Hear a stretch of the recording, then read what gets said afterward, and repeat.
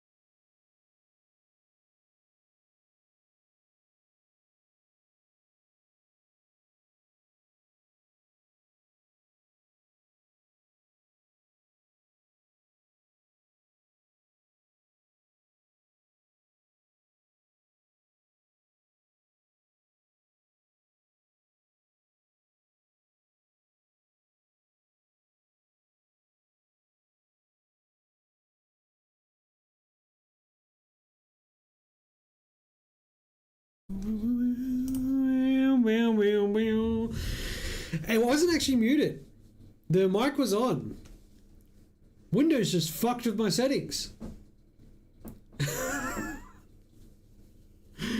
Windows or OBS, I don't know. OBS somehow reset my driver. It's probably Windows. I bet Windows fucking my settings. So I had no idea. Like it was on. It wasn't the mic's fault this time. This time was Windows' fault. Fucking Windows, man. God damn it. But yeah, welcome in everybody. Game God Dag, what's up? Welcome in. Thank you so much for the 35 stream streak. I have to repeat that shit because fucking Windows. But yes, thanks Jupiter, welcome in, good to see you, bro. And Ravitude, I don't know, I actually legit might stream Diablo 2. I might purchase the Warlock expansion and stream a run through of it. I've never played Warlock, so... What's up, Metal Man? Hope you're doing well. Did I miss anybody? I missed Warrior Prince and Wolf Gaming. Thank you so much for the good luck. Welcome in, guys. Yo, I said 2, you said yo. Press T instead of Y. I hate when that happens. Yeah, I felt like chilling. Run with 7 other players from chat. Let's go. Yeah. Alright. That's not a bad idea. We can do that. Mushy Pasta Dish. Welcome in. Thanks for the good luck. We're going to be doing Skyroads tonight. I'm going to be doing MS-DOS tonight. I plan to do Skyroads. There's a like 99% chance that I'm just going to get stuck into Skyroads and stuck on it. But I am considering perhaps doing another MS-DOS game. Maybe Moonstone, maybe Jill of the Jungle, maybe One Must Fall, maybe Rise of the Robots. It'll probably be something that I've done before, not necessarily a new game or a game that I haven't streamed before, because I probably don't want to go through the hassle of setting things up and then finding out it doesn't work. Anyway, so my current attempt is going to be for Skyroads. That is what I'm set up for to do now, so let's go straight to it. We need to start by running the game. Skyroads. Remember this? Yeah, I remember this. It's good shit. Humph.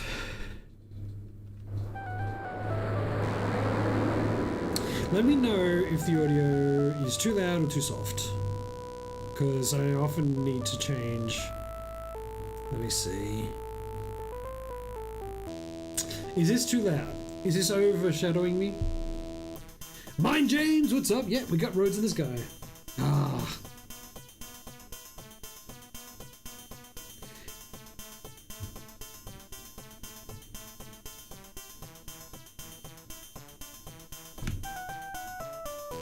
There we go. That's the one. Alright. Bit loud compared to voice. Thank you, Dragos. I thought it might be the case. It usually is. So let's go ahead and bring this down. Move it to there. How's that sound? Maybe that was too much, do you think? Let me know. I'm talking now over the game. This is close to what the volume levels that you'd expect to hear during game. A hair back. Yeah, I could use a couple of those. How about that? Well, how about that? How about that?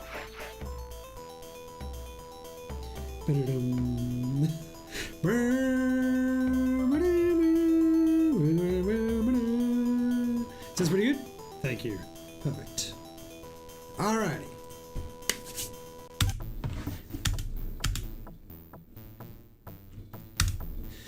Alrighty, let's do this shit again. It's been a while. I hate going away from this for too long and coming back and then being completely rusty again. It doesn't take me too long to derust this. The big concern, of course, is Druidia. And I've done 0 practice, so we're just gonna fucking go for it. I have a feeling I'm gonna get stuck on Into the Sun 3 or whatever it is.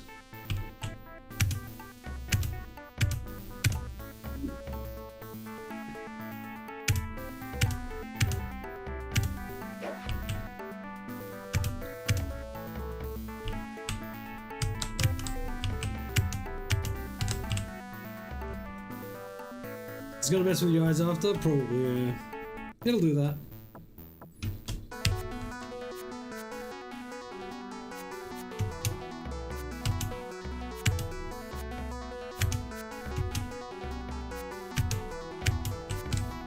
Might turn it down a little bit for myself. There, that's better.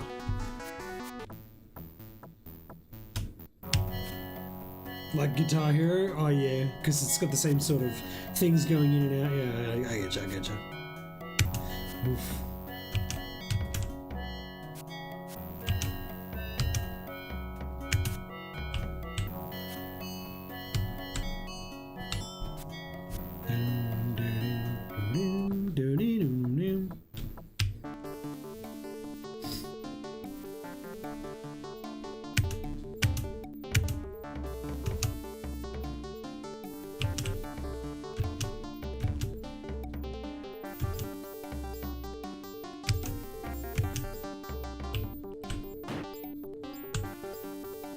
Sick as Hell Gaming Channel. What's up, El Gavati? Hope you're doing good.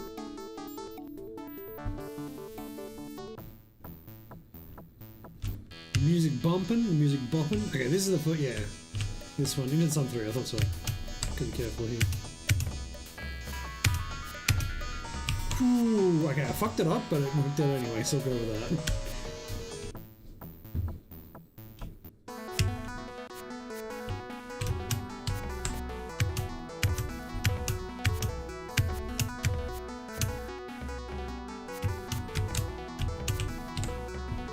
Now remember, last time I ran this, we got these splits. This is not my best time. This time of 19 minutes, 41 seconds. It's not actually my best time, because I don't have splits from the best time as of yet. Because I can't bother recreating them from scratch.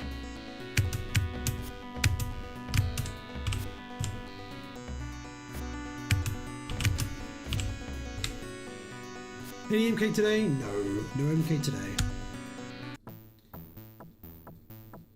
Stir Machine, I do not change games midstream. Except for when I change games midstream. That one doesn't count.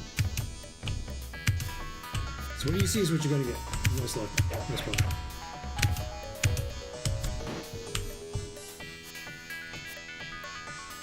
But welcome in, Stone Machine. I hope you give this a shot, and but don't worry, we will be getting back to Mortal Kombat soon.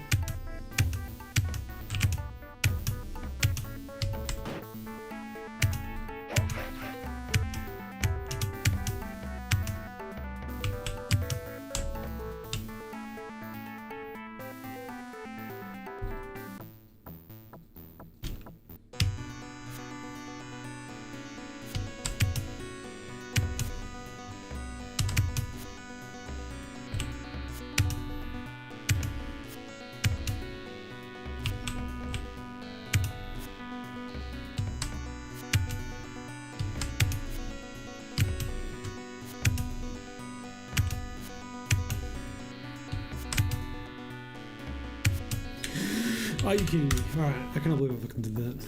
So bad. I like to stop. Never stop driving? What's up, Soundwave? Welcome in.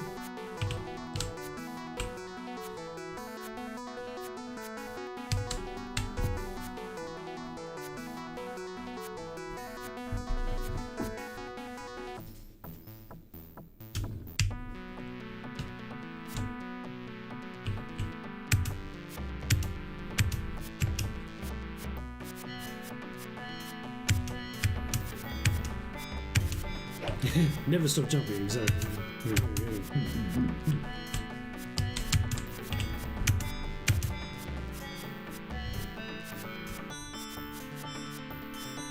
That might sound weird, never stop MS-DOS this. That definitely does sound weird.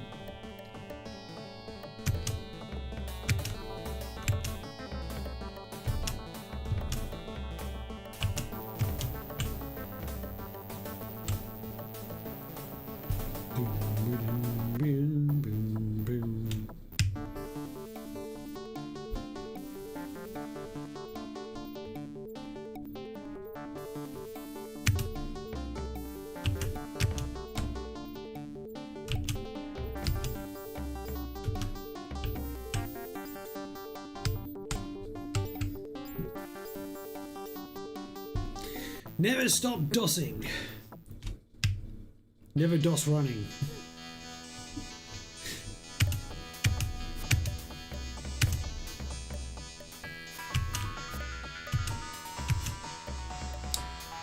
Ah, music.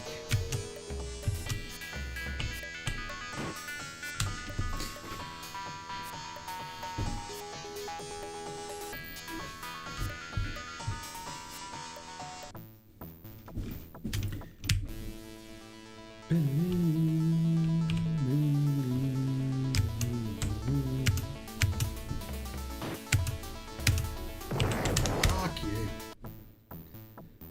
Alright, I'm gonna have to retry Instant 3 just to make sure I get it in my head, because there's a special jumping timing that I need to be aware of.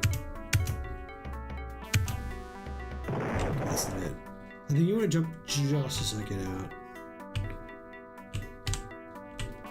I need to remember what the timing is here. This one I got. That one. That's what I need. Okay. That's fine.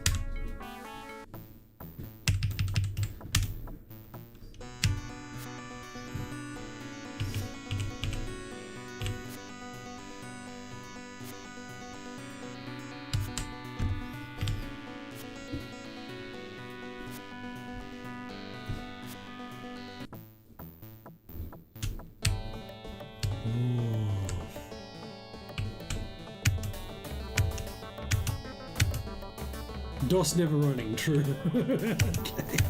That's actually a good point. DOS never running anymore, at least. Once upon a time.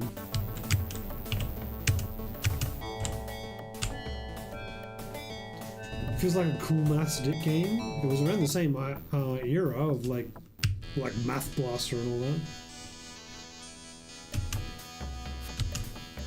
Word Rescue, what it was called.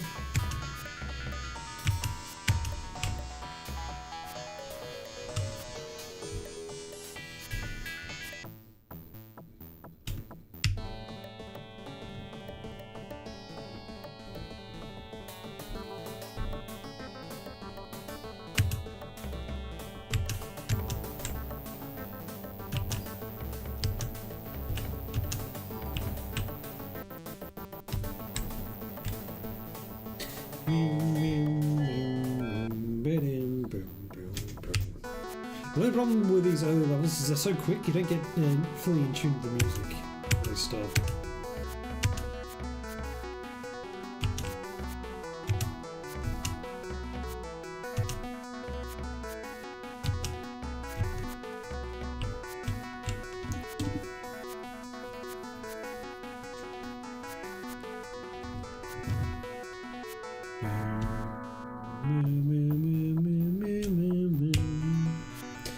Okay.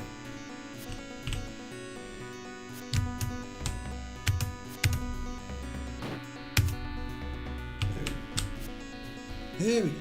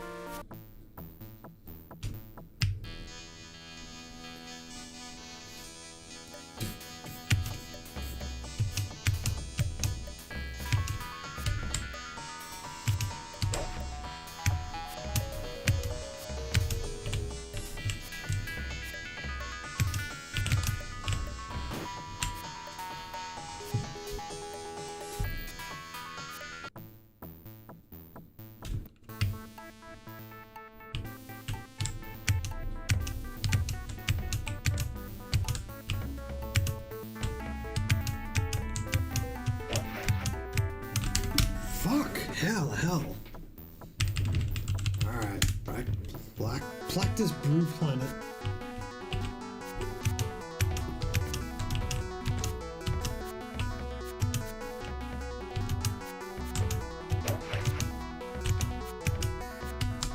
Fucking easy. How do I mess it up?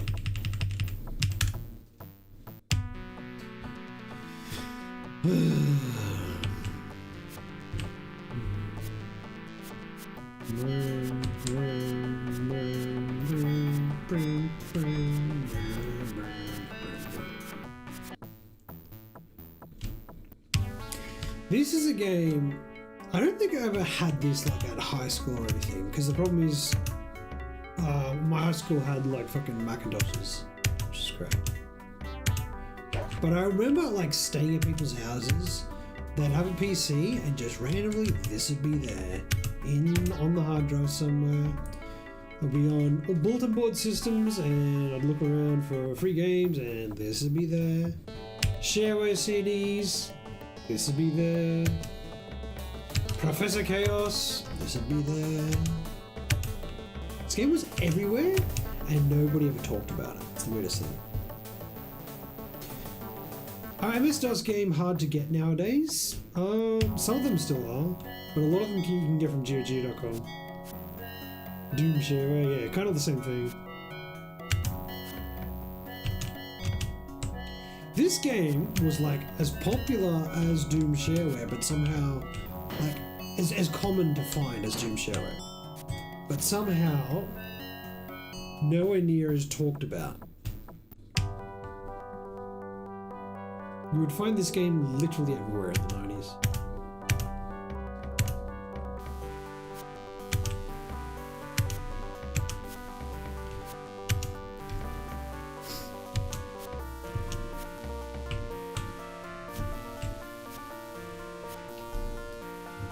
We'd all throw diskettes around and we all had the same games. True. We never called them diskettes though. We called them discs. We called them floppies.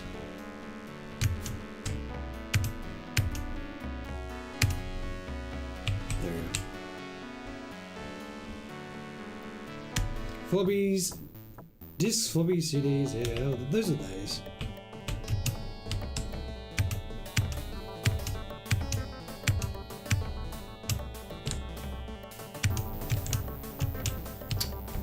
I actually literally lost time there to jump and master slowdowns. It's actually crazy.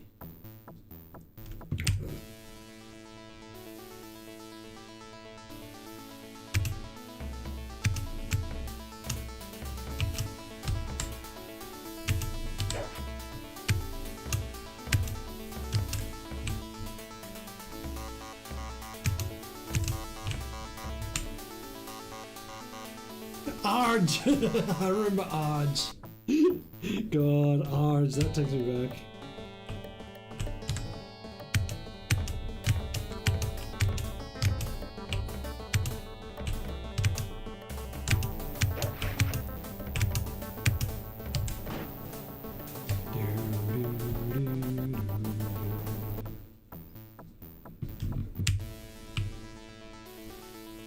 Span zipping.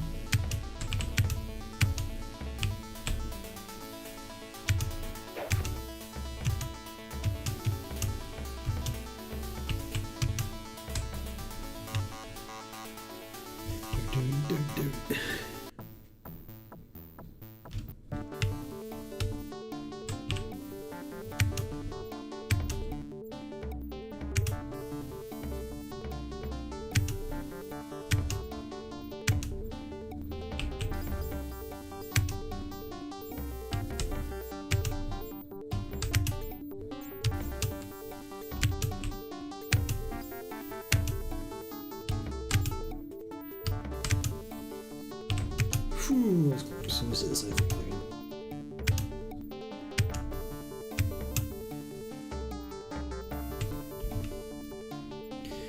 Okay, Satellite 3. What's up, Jimmy the Bear? Welcome in. Hope you're doing good. Sorry, I read your comment in a bit. It's hard to get. Sorry.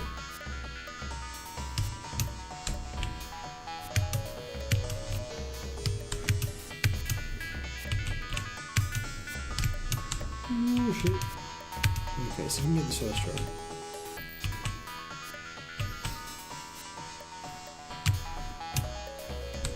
Got it first try, let's go. I tuned in over 10 years ago when you had that very loud, and I mean not broken loud AC unit. Cheers for the time's gone. Welcome in, Jimmy the Bear. Hope you're doing good. Woof.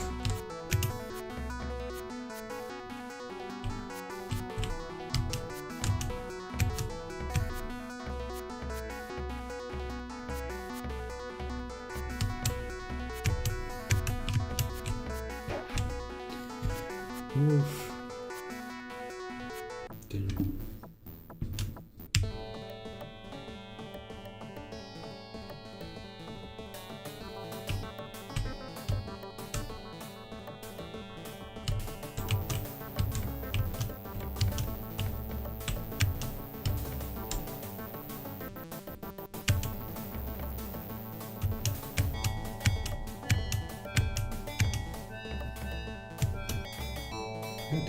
This is fucking my eyes.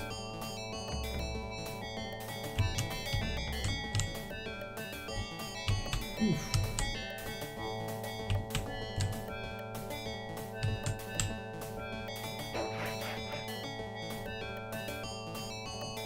Your eyes across now. Yeah, be careful with that.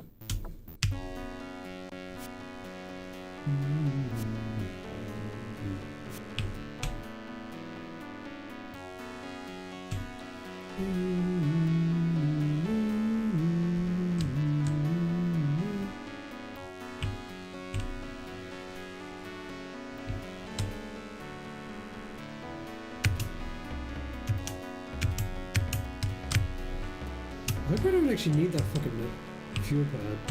Fuck, I think I need that fuel pad. Shit. We're gonna make it, we're gonna make it. Oh, okay. You don't actually need the fuel pad. Good to know. Alright, made it to right side. Let's go.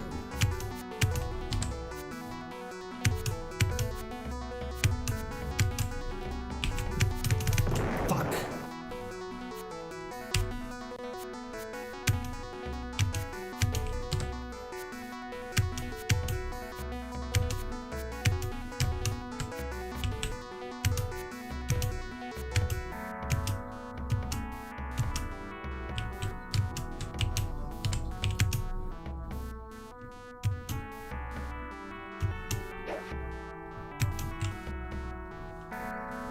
Well, there goes 12.8 seconds for no reason.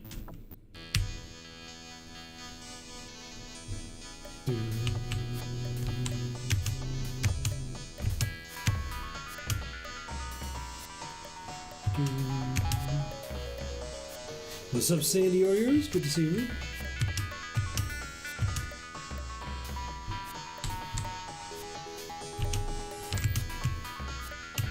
That was risky. I shouldn't have done that. I was dumb.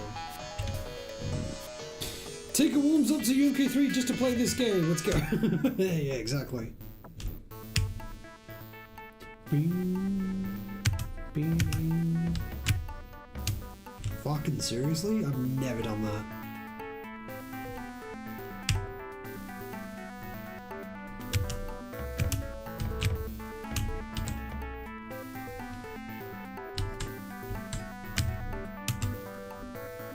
Completely forgot.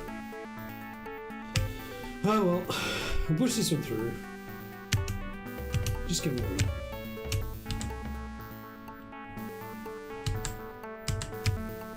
What?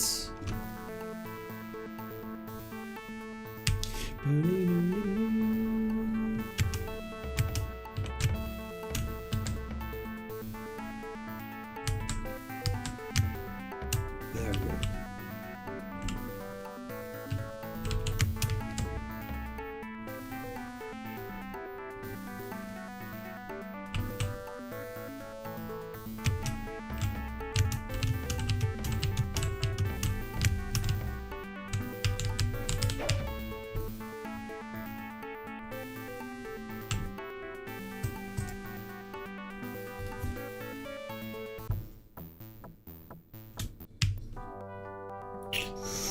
Okay.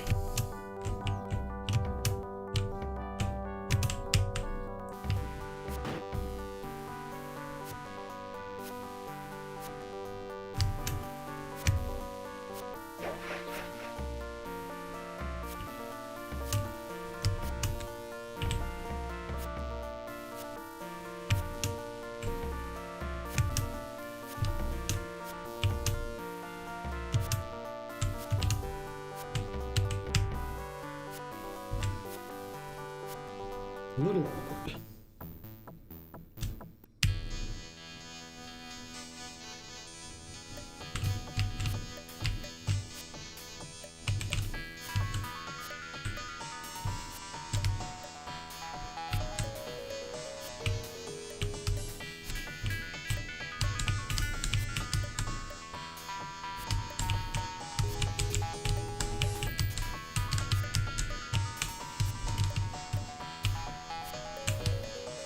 Why did I go this way? This is so stupid. I fucked up.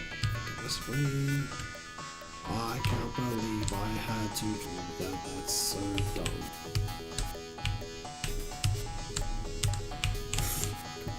Alright, well at least I didn't die. 100 away like 10 seconds though for no reason. 7 seconds.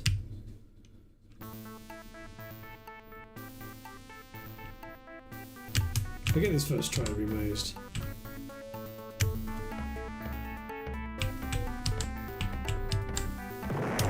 Almost.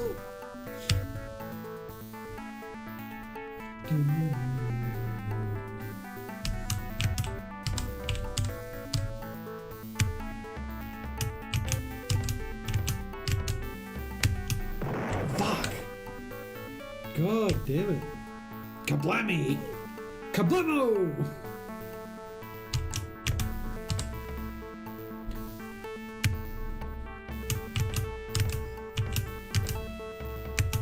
Okay. That's one way to do it.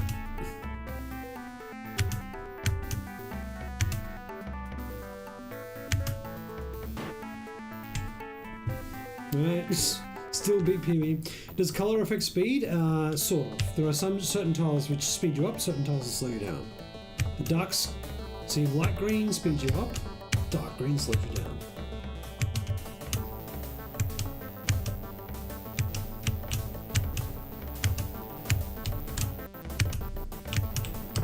Fuck off. Bing, bing, bing, bing, bing.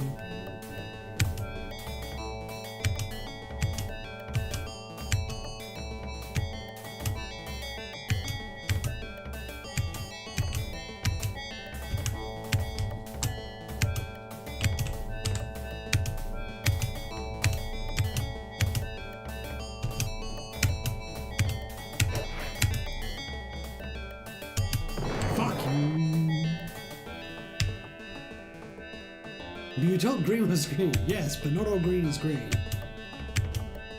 God damn it. Green is green, but also certain greens are not green. Certain greens are red in this game. That's how cruel this game is. They set out to fuck you up. Although, to be fair, red is worse than green. Red does completely stop you, as in it blows you up.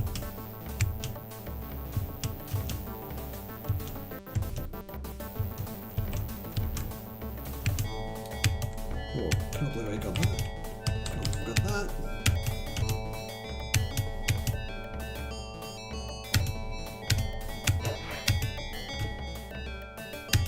There we go.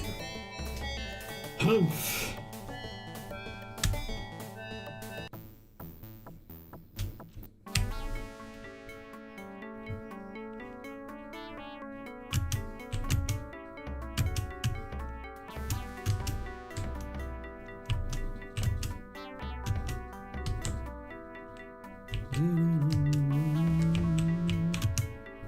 So all those red spots blow up.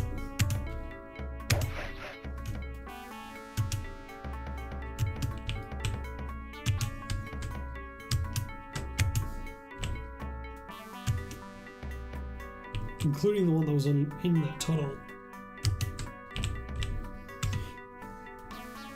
Reminds you of Trailblazer? Yes, Kane Low Mills. That's pretty much where this game was inspired by, Trailblazer. I remember that game too on Commodore 64. I think it was on Amiga as well, probably. Why do I have to do that?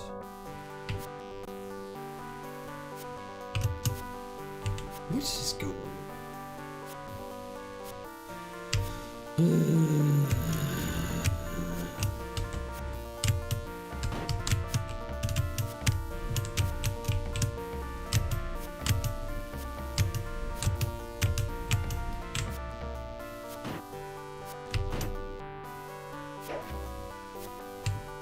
Yeah, it's still went faster than PB there, so I could take some time there. I think I fucked up on PB and actually died on Earth. Maybe. No, I can't remember. I'd be very surprised if I did that. I remember I was doing that last time I streamed. I died on Earth. I was like, what the fuck?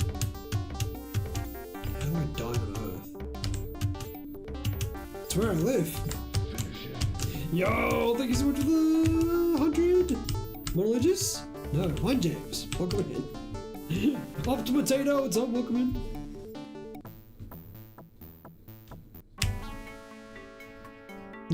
I like it. I like it. Come on, James. Explosions are red, fuel is blue. Green is green. Subscribe to Twitch Prime.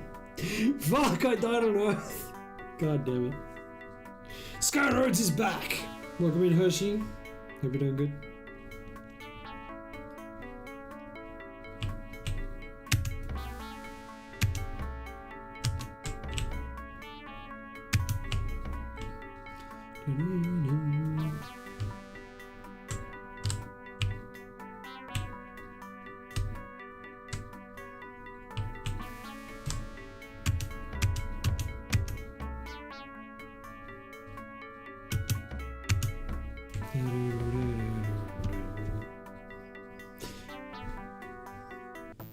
Okay. I remember messing this up last time I streamed though.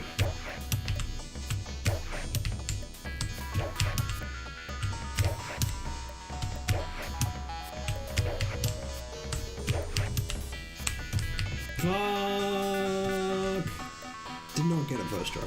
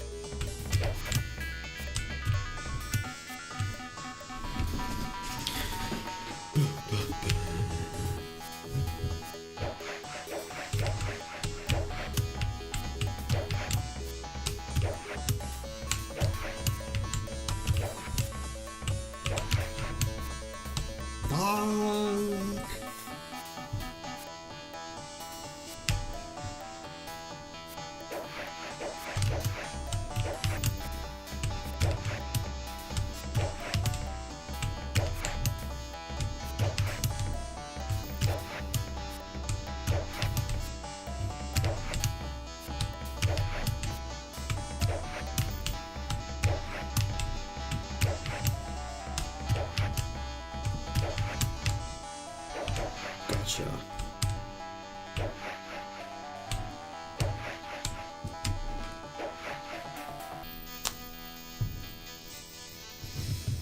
Yes, indeed, Metal Man. This game is not easy, but you haven't seen anything yet. That's the easy level.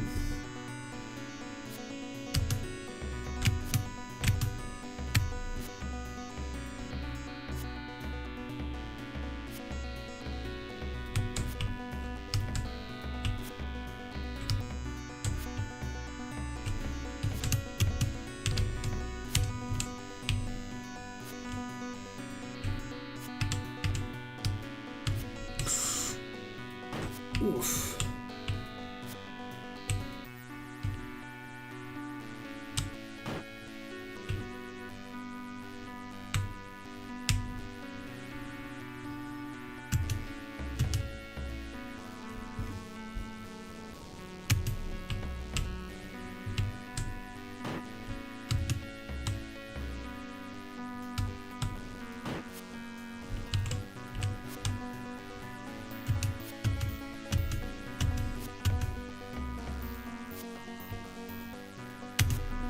Swear to God. Okay, we're good.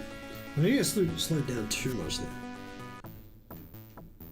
Okay, now we get to the hard levels.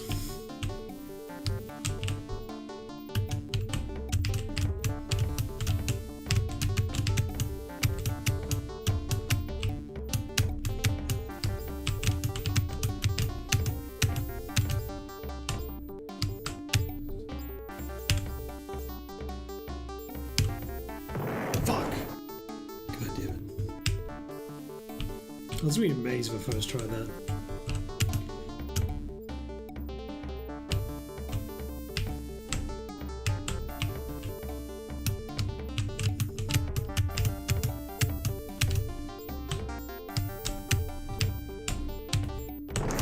Okay, yeah, I jumped way too early. That's on me.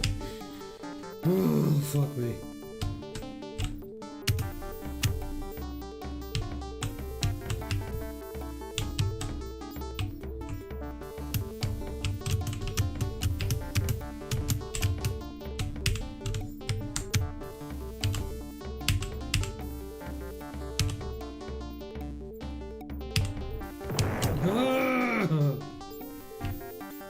It should be called Jumpy Ship.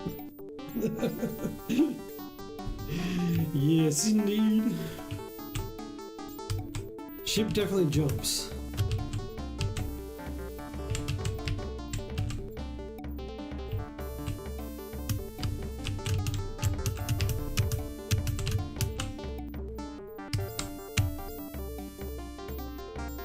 I like to think that this is just how highways work in the future. Okay. Fuck! And the old frame perfect blind jump. Fuck's sake. It's so rough. I'm too far to the right, I think. I don't think it's gonna work. Maybe. Oh, no, we're good.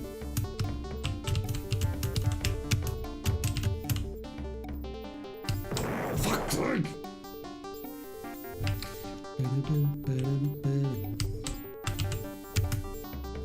Why did it have to be this song on this level? Of all the songs I could have chosen.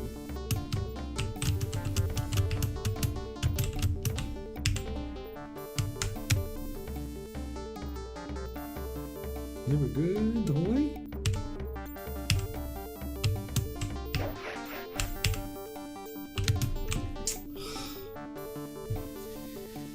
I refuse to believe this play tested. I hate to tell you, but evidence suggests otherwise. In fact, it was deliberate.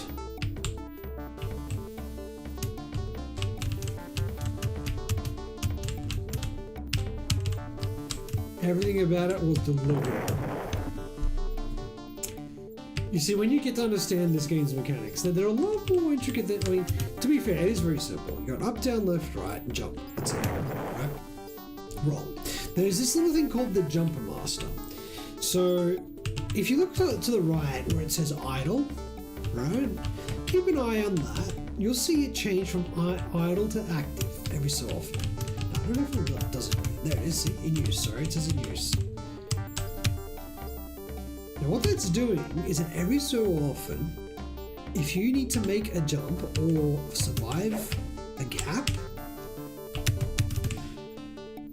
the Jumper Master changes to in use and either pulls you further to make the jump or pushes you back so that you don't fall in a gap, right? Now, the funny thing is, the way that it calculates that distance is it calculates a certain number of tiles ahead. So what these developers, these creative idealists did. So this little mechanic that you would not even know even exists, you know, you can play this game forever, not even understand it and that it even exists. So what they did was they made certain courses where they positioned a gap perfectly distant across another gap, in which so that the Jumper Master, this little mechanic, will pull you forward to cross the first gap and fall into the second one, or vice versa. It would stop you to not fall in the second gap, but make you fall into the first one. And they're sitting there like, we are geniuses.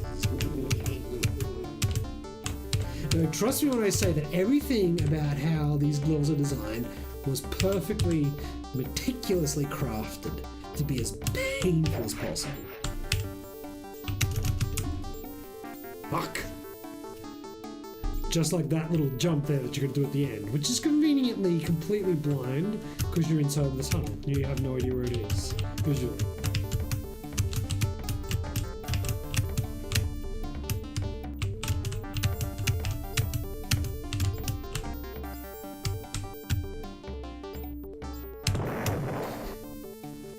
Yes, actually, not gonna lie, I do wonder if they had a game like this in the arcades.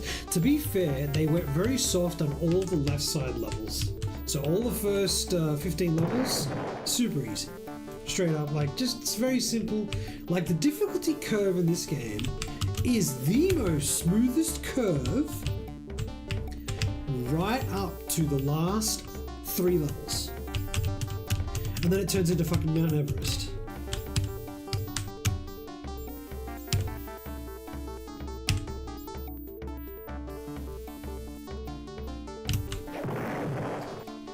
Oof. But not gonna lie, no, this would be a great design for an arcade game that you had to pay for. It's too bad that nobody thought of it. This was just put out on PCs, but I think this would have done amazing in arcades. Actually, that's actually a really good point. I never thought of that.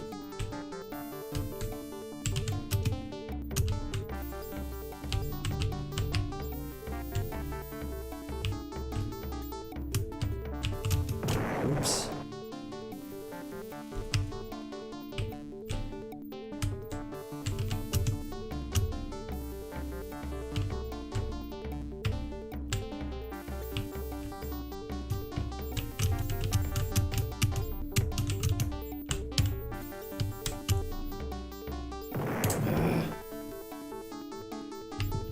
Yeah, exactly. It would have been incredible for 1cc hunters.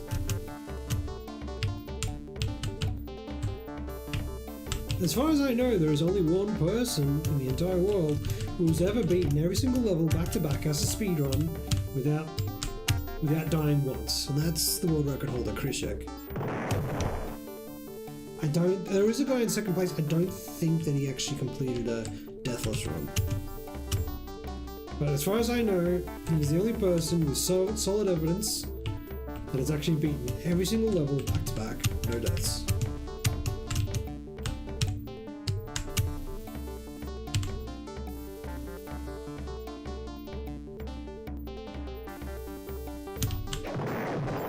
Did it yesterday? Oh, well. So yeah, you recorded it, right? You recorded it? Professor Chaos? Yeah.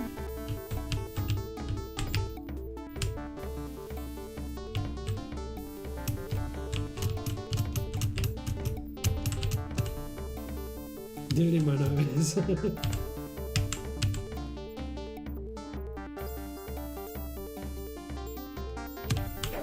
Fuck's sake. Did it, but I got crapped. Oh. Such a shame. Very unlucky. Naturally, obviously, you were so devastated that you decided you vowed never to touch the game again. And therefore, there's no reason to even bother proving it, because, you know, you've done it once, why would you bother doing it again, right?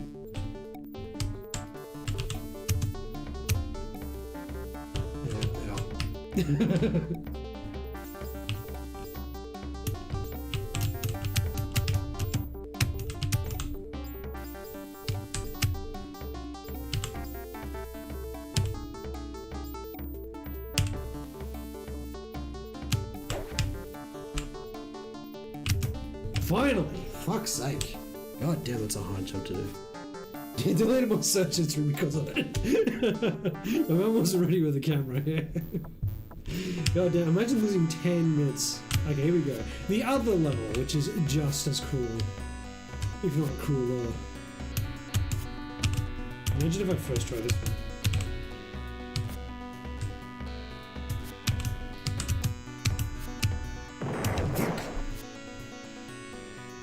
Do you have a visual trigger for that jump? Yes, but it's still very hard to hit. So the visual trigger is to look at the platforms on either side and hit the jump just as those platforms hit the bottom of the screen. It's frame perfect.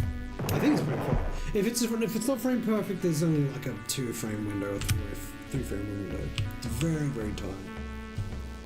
I'm pretty sure it's actually frame perfect though.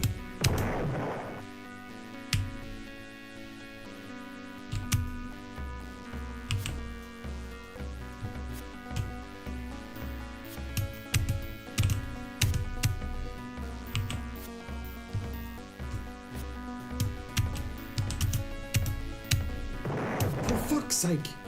So remember what I was saying about that jumper master thing? So if you take a look how it's going on and on and on, it's being used like almost every single time here. This level was what I was talking about when it said it was, you know, they literally designed the entire level around exploiting the jumper master, making it so that it will sometimes fuck you up and sometimes work in your favor. This level is all about managing the jumper master completely from start to finish.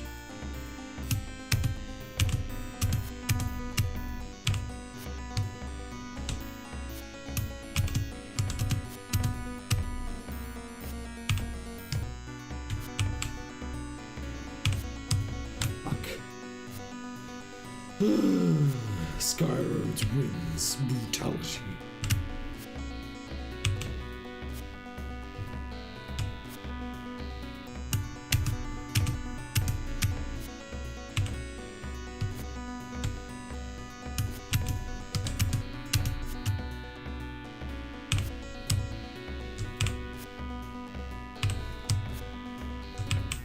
Oh, might be it. We got it.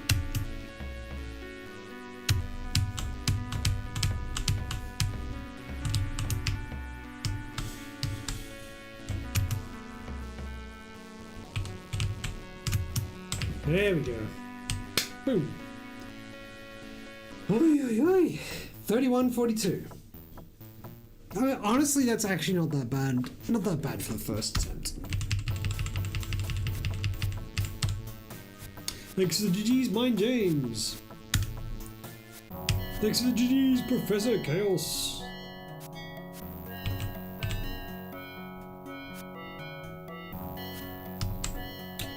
Let's go again, shall we? Metal Man, thanks for the GG's.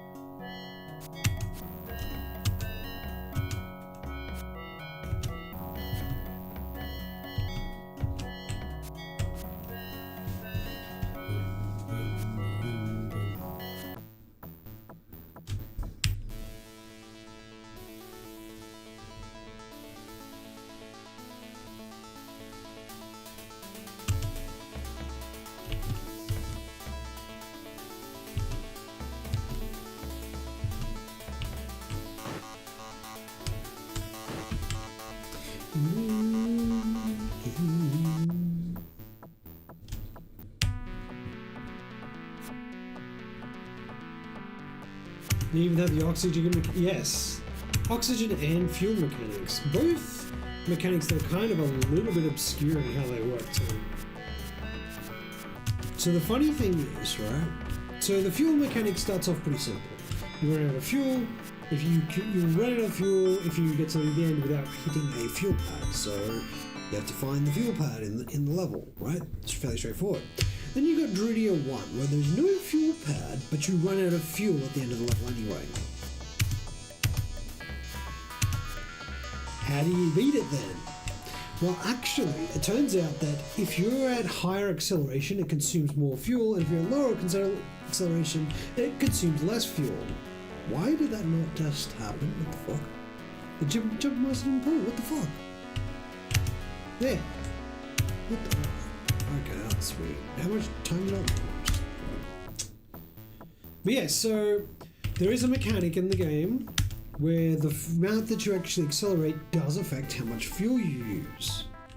So it is quite possible that you, on one level, it is possible to get to the end, and the aim is to actually slow down, not so that you don't die, but so that you don't consume too much fuel. Right? And Druidia 1 is the only level that happens. So it's just like this weird sort of obscure mechanic that you had no idea existed until one level decided to abuse it against you. And oxygen is kind of just the same as fuel, except, it's literally just the same as fuel. And there are certain levels where you run out of fuel quicker, there are certain levels where you run out of oxygen quicker. But yeah, oxygen is just like a second fuel. It's like, I don't know, they just didn't really put too much effort into it. To be fair, the same fuel pad refuels both oxygen and fuel, so you're good either way. Every time you hear any DOS music, you think of Prince of Persia. There isn't that much music in Prince of Persia though.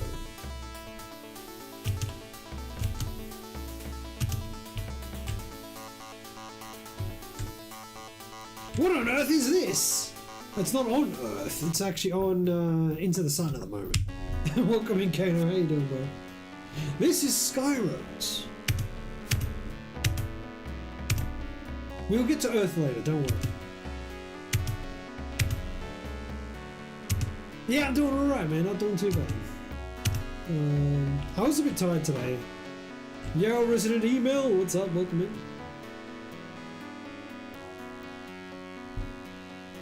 I thought it runs out regardless of your driving speed. Yes. But I mean, they both sort of do. Except for on Dreadia 1, where it doesn't. So, where it actually matters. Feel that it took you so long to get up today? God, I wish I felt that. It took me so long to come home from work today. God damn. But yeah, I mean, I know that I envy that. So I wish I could just get up whenever I wanted every day. Luckily, I get to do it some days.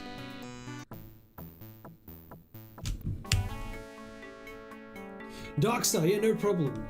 And in general, Darkstar, getting deathless at all, like just not dying, you know, in itself is a speedrun strat. And like I said earlier, there's only one person in the entire world that actually at least has proof that they beat the game just deathless. And that's the world record holder, Krishak. To be fair though, his speedrun, his world record speedrun actually still had a death in it, believe it or not. So there was some amount of manipulation and extra strats that you can do. There are certain extra speed strats that are difficult to do, that do actually save some time. There is the bump jump mechanic, so you can jump, right? But if you're very keen, aware, if you pay attention, right? When the ship lands, there's a little bit of a bump, right? Well, it just so happens that you can jump at the peak of that bump. So he lands, he bumps a little bit, and then you jump at the peak of that bump again, and you get extra height on the jump. So you can do a higher jump in certain areas. And that is, it's pretty tricky to actually time it correctly where you can use it. But that actually allows you to skip certain walls that you would normally have to slow down to get around on certain levels. Particularly on Dreadia 1, and I think it is Scrap Nebula 2 is another one, where you can do that and you can save a little bit of extra time. But yeah, certain tricks like that, Krishak used on his world record that he didn't use on his deathless run, and his world record, even though it has like a death or two, I think it's got one death, that was really quick. And his world record run is actually slower than his, so he's actually faster than his deathless run. Because of it. Other than that, in general, just not dying is faster. Like that, just ultimately dying as little as possible is in itself a speedrun strat. It is that difficult to beat the game without dying.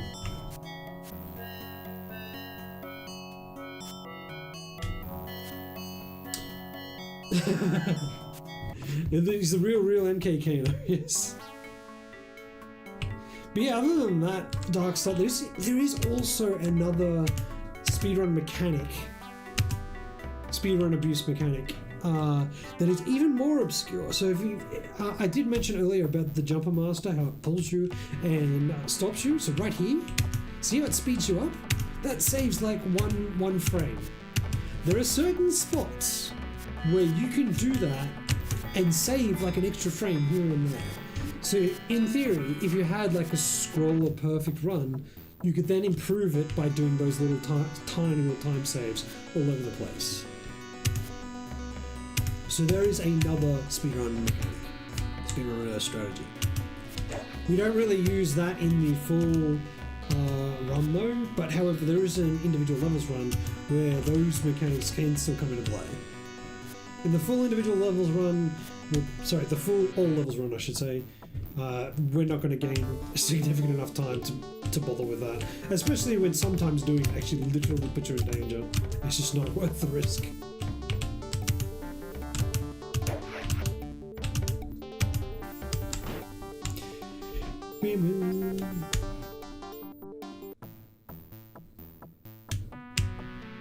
Oof. You joke about the speedrunning this being akin to speedrunning a auto scroller, but you know better because you played as a kid. Yeah. Right. Yep. Simply just saving time by not dying is a significant enough goal that that itself can keep you at it for years trying to optimize your own run.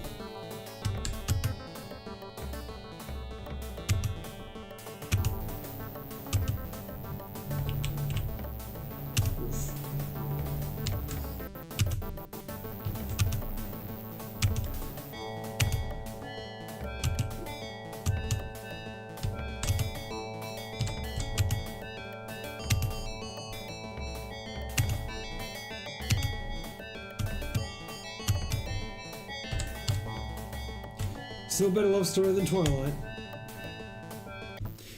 I can't correct that which is not incorrect.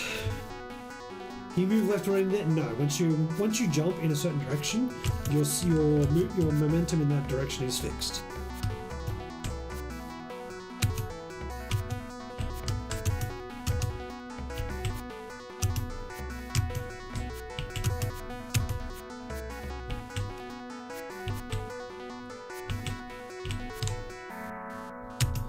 Oh, I fucked that up. Oh, I jumped too early. Too late, sorry. Whatever. Yep. This game is freeware and has been freeware. It's been made freeware by its own developers since like fucking 2004 or something. So if you want to go on the internet and pirate this, you can feel free to do so. Unfortunately, they have yet to put it on GOG or something.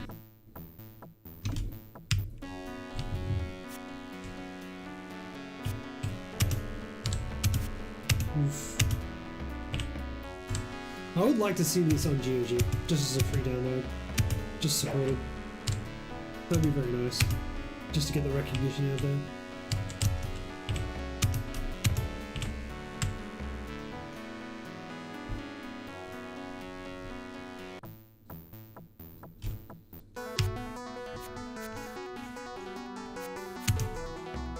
I will say though, if you manage to get a hold of it, however you do, and you understand how to use it with DOSBox, make sure to pump up your cycles. For whatever reason, the default DOSBox mode for cycles detection doesn't work with this game. It runs at too slow, and you'll be running at a lower frame rate and speed than intended. And it's a lot less enjoyable. So just make sure to go cycles max. Or at least pump it up to like 20,000. No way Twitch even bothers with ads this late at night. Who knows? Thanks for the lurk, Resident Evil.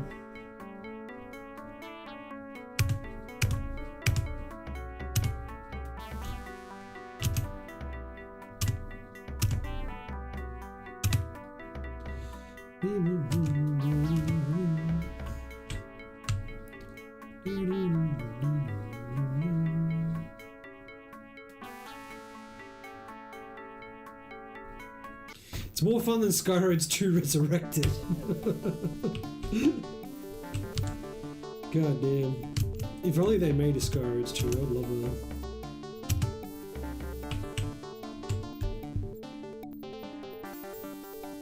Technically, Skyroads is Skyroads 2. There was an earlier game called Cosmonaut, which this game is based off of. It's like this, just not quite as smooth. And it's on like with PC speaker. It's very janky.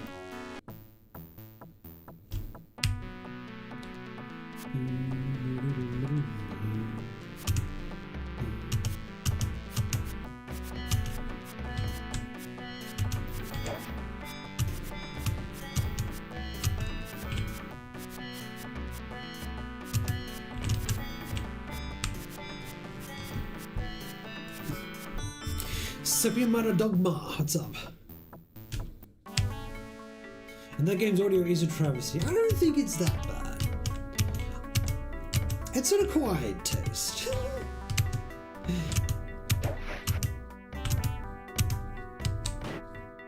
Did you ever play Castle of Winds? Yes, I remember that game. That was sick. That was on Windows 3.1.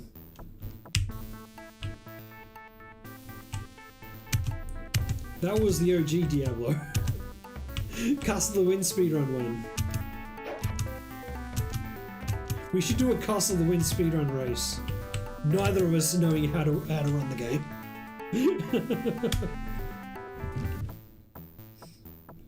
I've never beaten it. I don't think I've ever beaten it. I'm pretty sure I've never actually beaten the game. I don't even know if it has an ending. Or maybe it's just like a roguelike, which goes different. Although, no, I think it does. It definitely has a speedrun leaderboard. Because I knew a dude, I think it was Crazer? Is Crazer? I think Crazer used to speedrun it.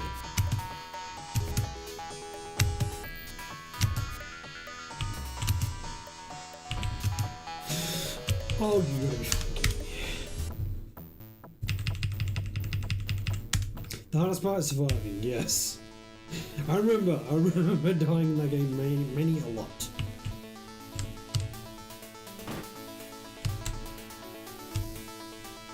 Imagine having 2 players and the point is to knock the other player out. In this? It's not a bad idea. That would be interesting. PvP Skyroads? Let's go. That's actually not a bad idea. God damn. I like that.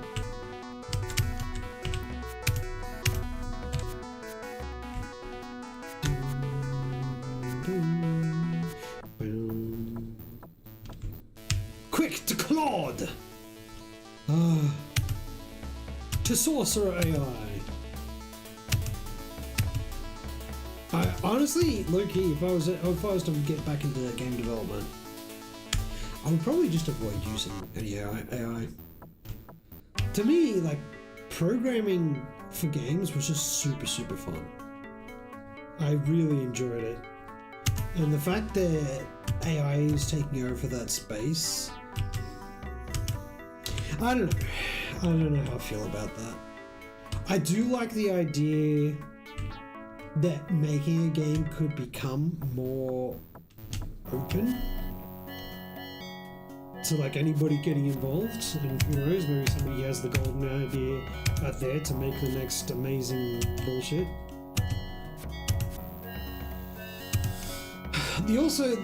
I am curious because I've barely scratched the surface in looking into it, but if it gives you, like, if it creates base source code and base assets and stuff, but gives me access to the actual source code so that I can modify it. Does it do that? Wow, I was not expecting that. But if it does that, then maybe it is something that I could be interested in. Just using AI supported game development. Maybe that would like accelerate things so that I could actually complete a project for once my entire life.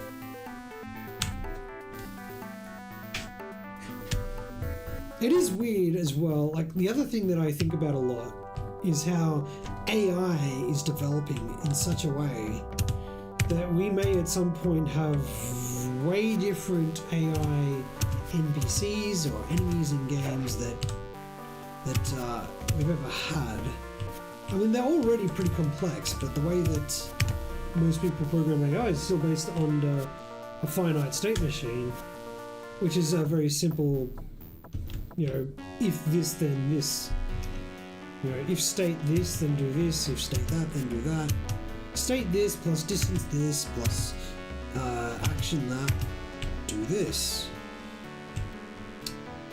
If they can make video game AI adapted from language learning models, that changes everything. Especially when it comes to fighting games, because fighting game AI has always been pattern-based that you can sort of read and get a hold of. But when you put in a learning model, it starts to become a little bit more dynamic.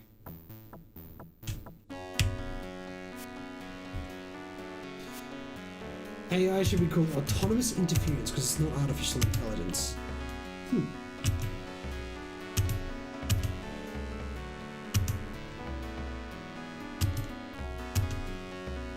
I suppose you have a kind of have a little bit of a point. Yes, it simply writes codes instead of view. It's still completely human readable and editable. That's actually pretty sick. That does have something. It's VI at best. People call it AI. Ooh, visual intelligence. What's the V stand for?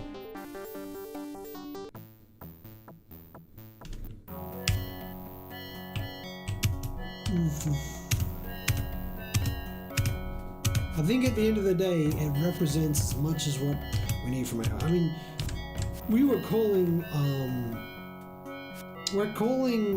video game AI. It's kind of like calling 1440p 2K. Fair enough.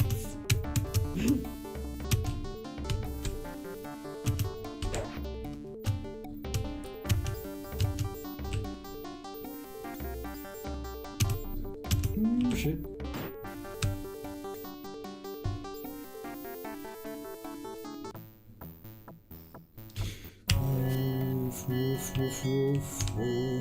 Hold on.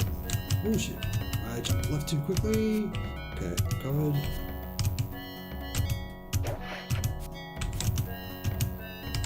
Okay, salvaged.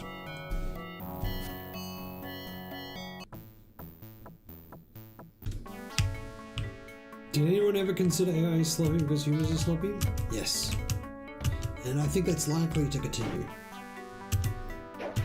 I think that any mistake an AI makes, you can blame on a human being.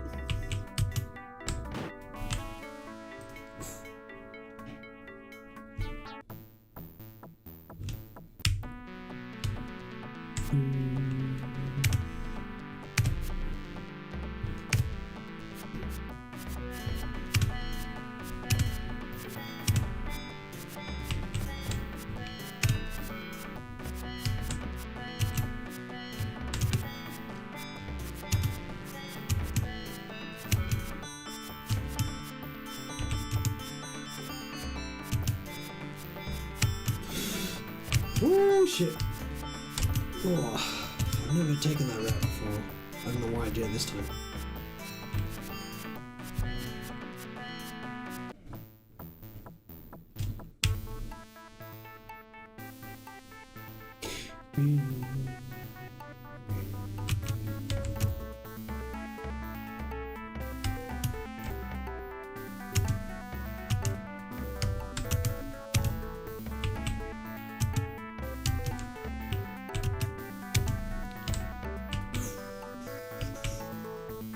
Okay, hold on.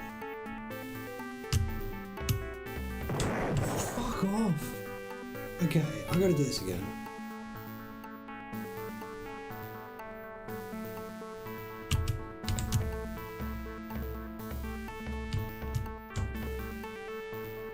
Why did I do this?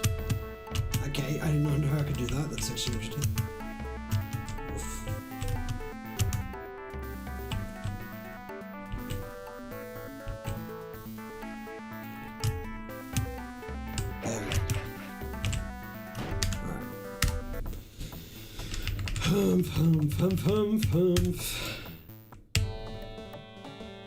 I did save it, but it was just a practice because I already died, so I'm starting again.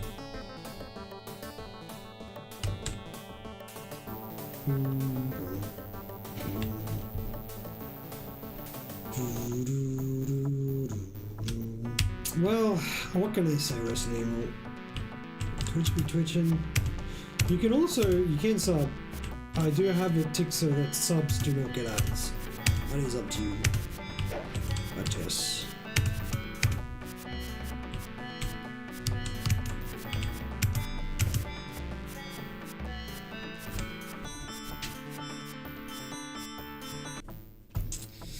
Yeah, it'd be like that, Kevin. Especially if you're, having to take up a part-time job or a full-time job to make ends meet, and you're still struggling to pay rent. Well, I wouldn't say I'm struggling to pay rent.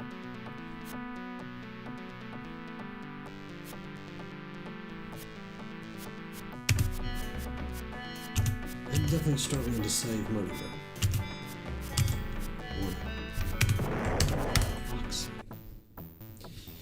How about I not die? Last Mirage, welcome in.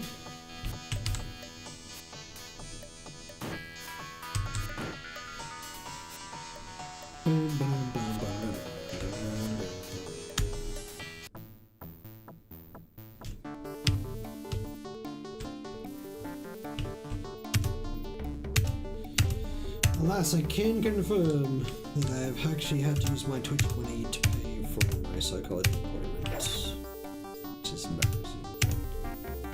Medicare no longer covers it because I've had too many appointments with it. It is kind of rough.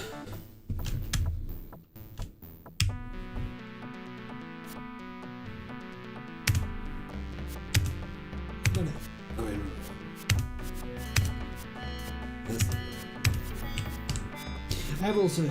I can also use my poker winnings as well, so I've got that to fall back on. But then I can't play more poker. Messing with my back roll.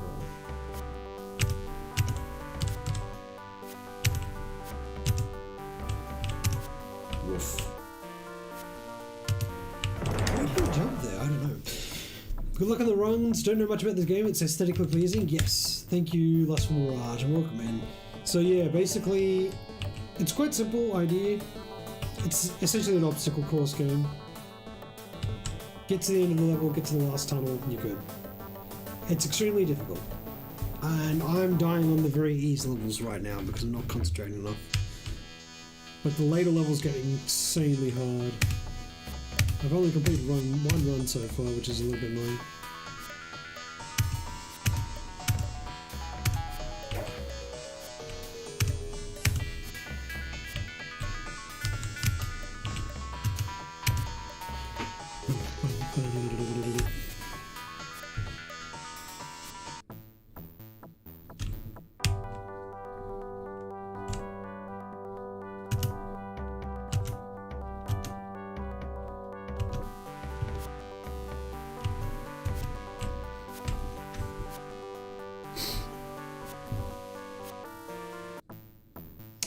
Yo, Ruth Eduardo, welcome in.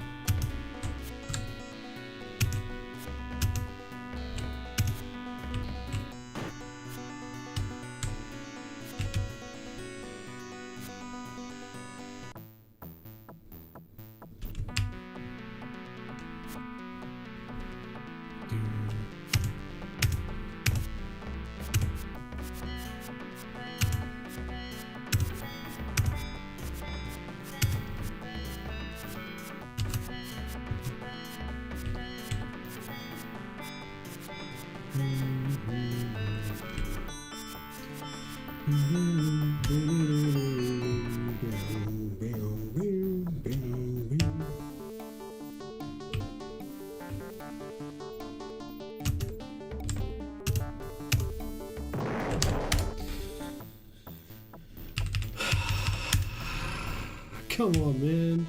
Let's get somewhere. Let's get past the left side for one time.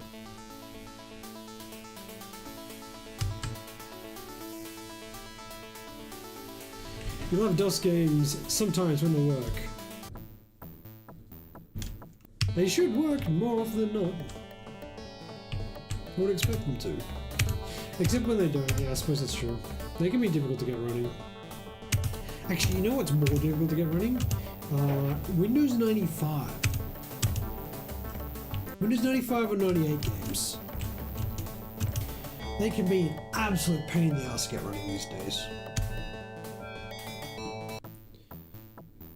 That's why it took me forever to speedrun Firefight.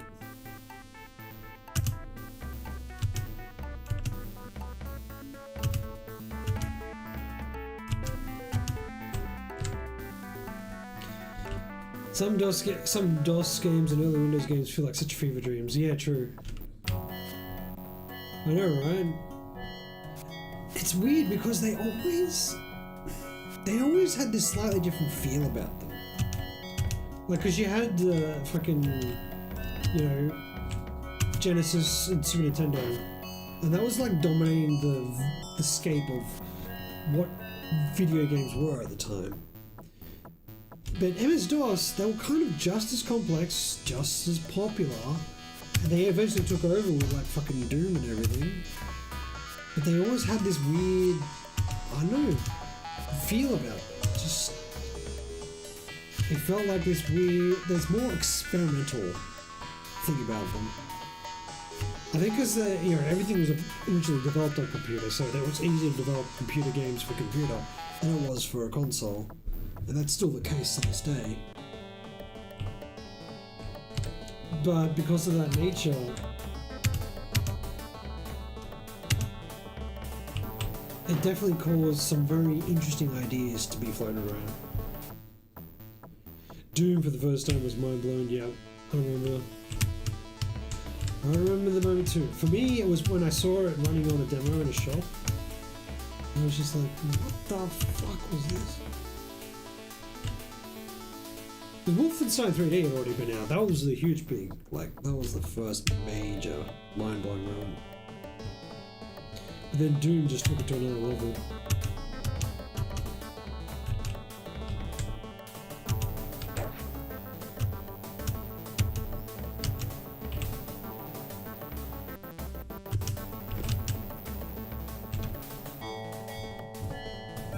Yeah, no, I agree. See, here's the thing, right? We have kind of returned to that after so long of being stuck in like horrendously repetitive patterns for game development. We've kind of returned to that with the indie scene.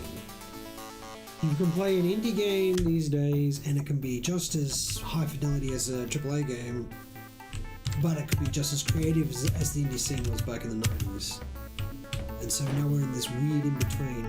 The only difference is that we're still influenced by things that are popular.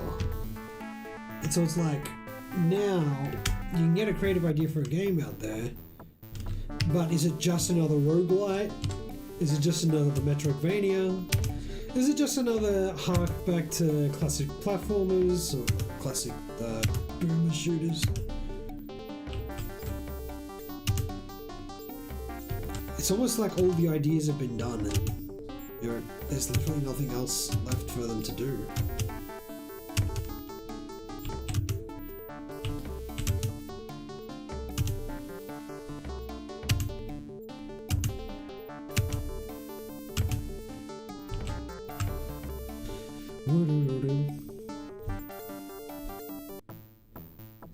Yeah, exactly, my man. I agree. I think right now they're in a weird spot where the weird thing is because there's so many of them now. There's so many fucking games, and it's hard to look at any of them and say, well, this is obviously trash. No, they all look good. But how do you even fucking decide what to play? I look at and I keep seeing games and I'm like, oh, this looks sick, but I don't know if I can spend the time for it.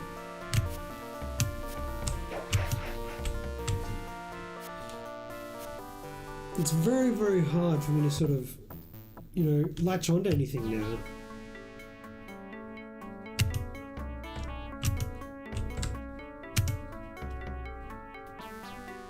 And now I'll also be so overly critical, just because I don't really want to, buy something and have it also be sitting on my Steam library for the rest of my life and never actually play it. And now I'm like literally looking, oh, this game looks so fucking amazing. Oh, this one dude said that it didn't have a correct kind of puzzle. I'm like, alright, maybe I don't want to try it. That's weird. Like, if I was my same 10-year-old self looking at what we have today, I would be fucking losing my mind. Or even my 20-year-old self. It's like, how do we get to this point? What the fuck?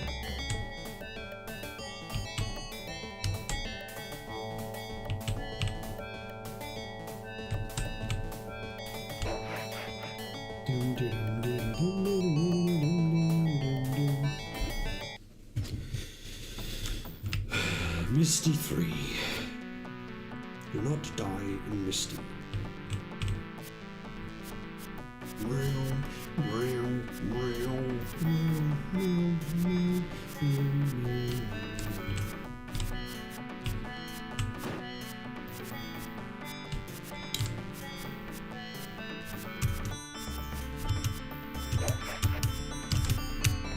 Ooh, that was bad. Saw that slow down. Literally just jumping past myself out of like half a second, I think. Let's see how much time I lose. Oh, I only lost 0.2 of a second. Didn't lose that much. 0.1 of a second, jeez. I must have done something similar on PB.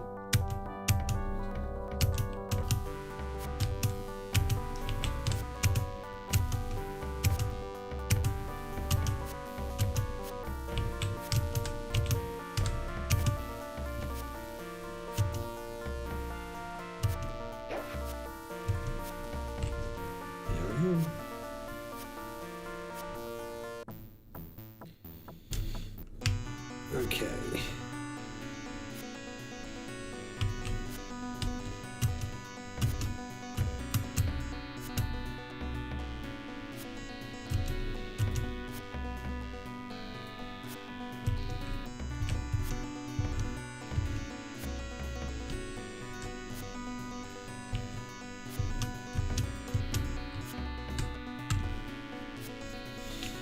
Yo, Mara, what's up? These tracks are kind of underwhelming for Guitar Hero. Not gonna lie. A little bit, yeah. Okay.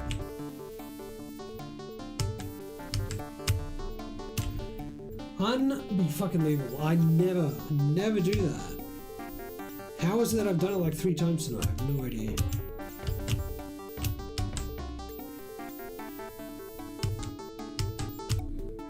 There we go, that's better.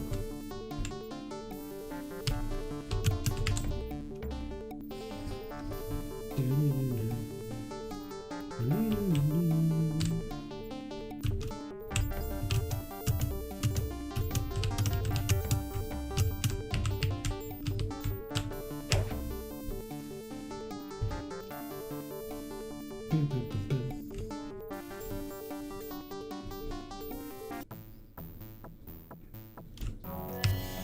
we go.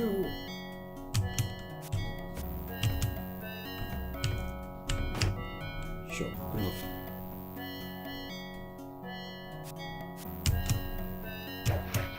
Execution! What's up? Welcome in. We're practicing my... Maybe. Maybe. We'll see.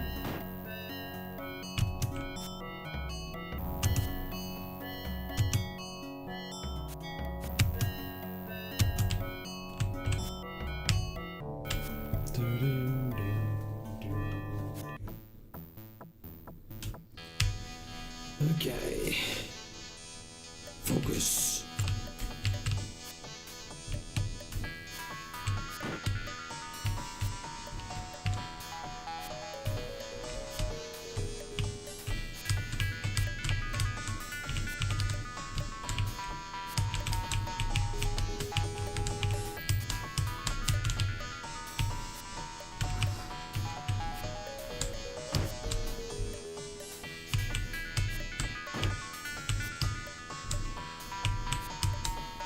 Good enough.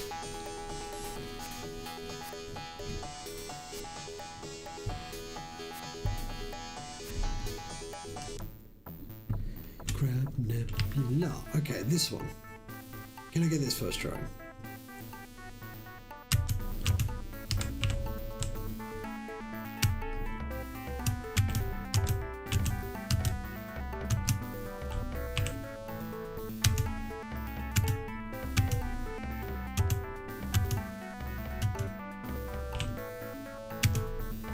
Perfect. Beautiful.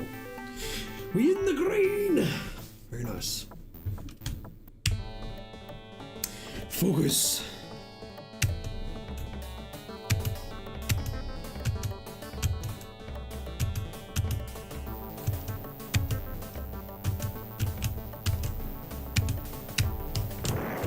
Fuck's sake, there's no fucking way I did that. Bim, bim, bim, bim, bim, bim, bim.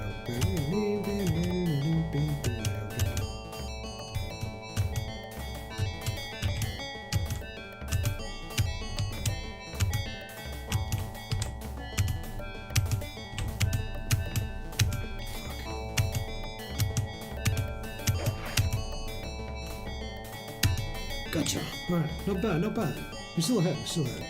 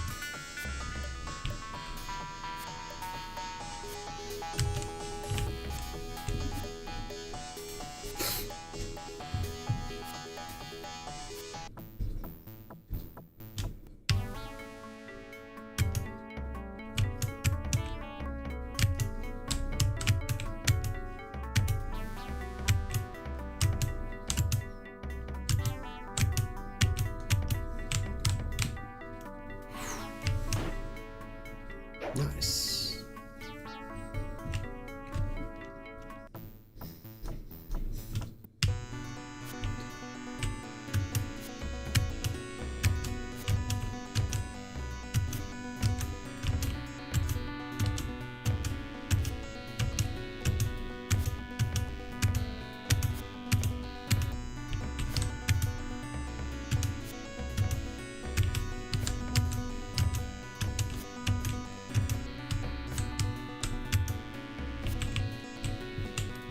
Easy enough.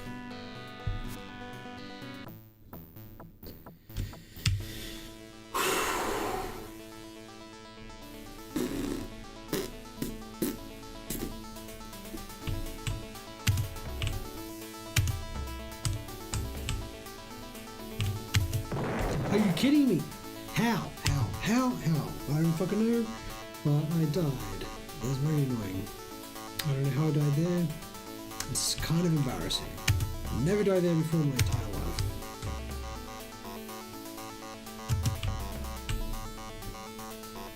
Unbelievable. I'm choking just because I've got PB pace. Technically world record point pace up to that point.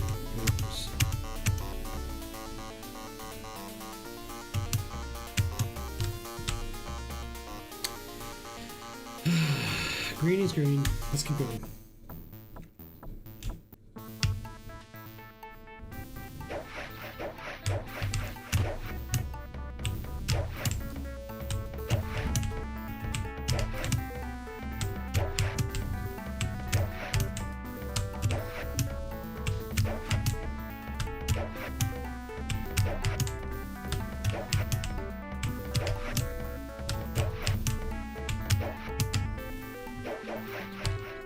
Nice. Okay, first try is 3. Into Druidia with green is actually kind of insane. If we first try Druidia 1, 2, and 3, I'll get a PB, which would be amazing.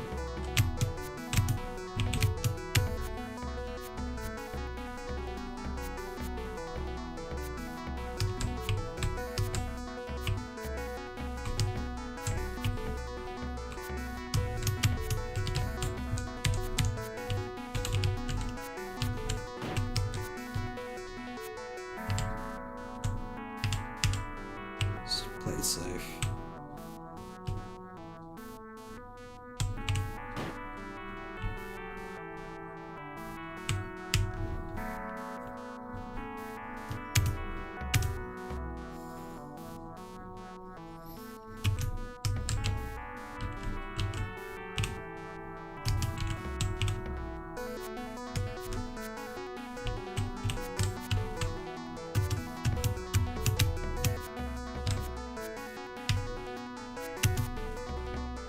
Okay, played it safe.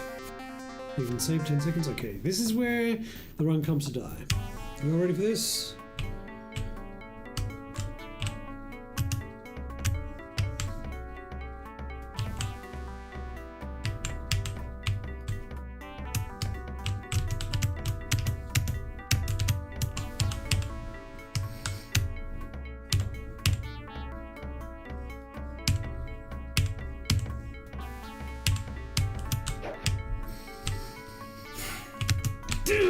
Yes! Oh! God damn, I made it through there first try. Fuck. Come on, man. One time. Fuck's sake. Oh, the choke is real. No.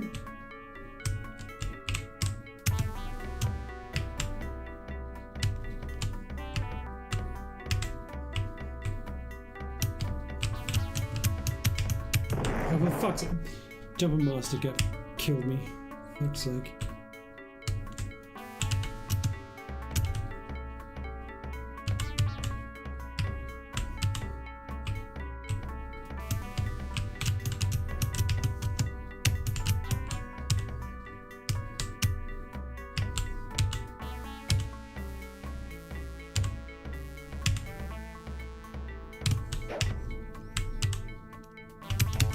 Okay, well, okay. We got some green. We can still PB. I don't know. I can't remember what my PB is. It's like 1816 or something. Shit, I don't think I can get it.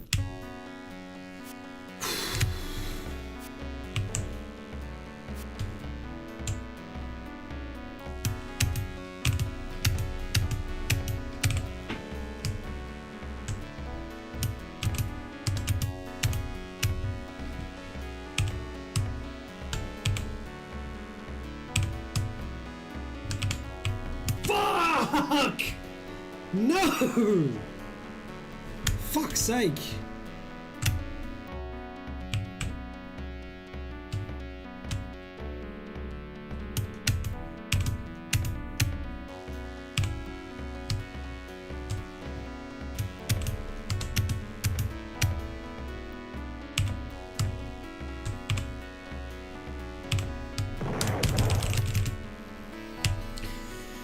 For fuck's sake!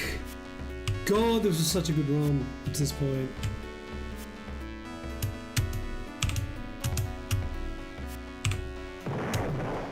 I'm gonna have to go and look up what my PB is because I want to know how close I was. We have minus 56 on these splits going into Druidity 3. If I got perfect Druidity 2 and 3, it would have been PB for sure. Might have even been like second place or something. I didn't think I was gonna make it. Fuck. No, GG. DB Peter, what's up, man? Welcome in. Hope you're doing good.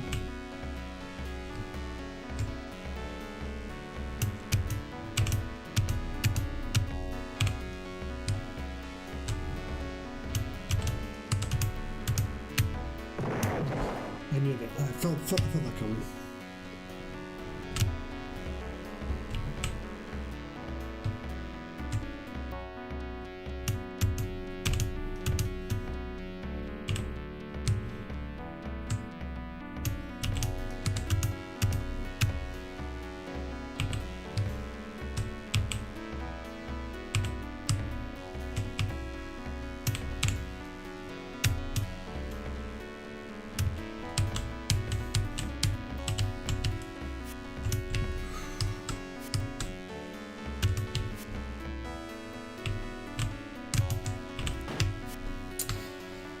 Fucking hell, 20.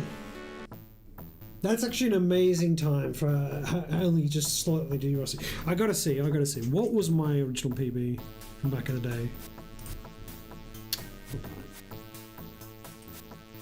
I have to see now.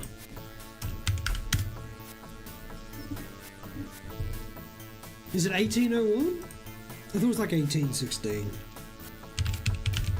You might be right. Let me see. No, you're right. 1801. Correct. And I went in to Druidity 3 with minus 49. So yeah, it still was only on pace on Druidity 3 for a 18, like an 1830 or something like that. So I still wasn't getting PB. But from Druidity 2, where I could have saved like an extra minute, that puts me to sub 18, which would have easily been, which could have easily been third place and beaten Crispy, which would have been amazing. All right, next run. Let's go again.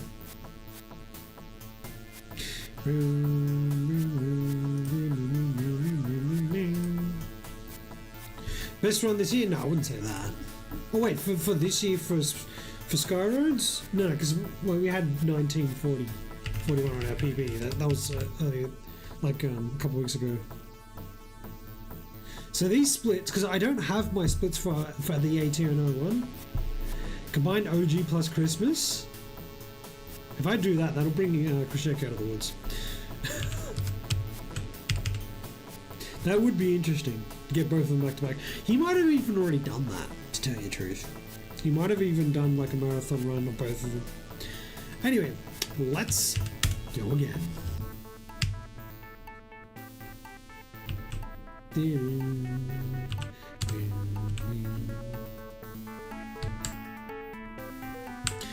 If you look up on YouTube, there is actually a pretty good remix of some of the songs. True, DBP, true. Yeah, thanks for the GGs, everybody. Gil Marrow, DB Peter, Metalman, Mind James, Jeff 2019, welcome in. Good to see you.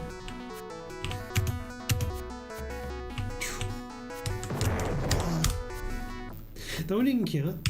Not gonna count that one.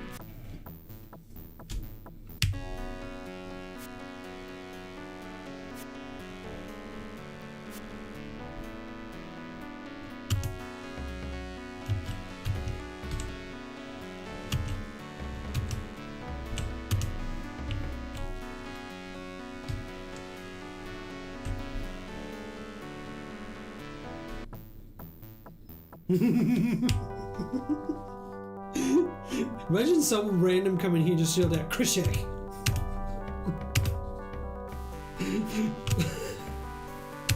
Poland! People just come and saying Poland, Poland, Poland. Krishek.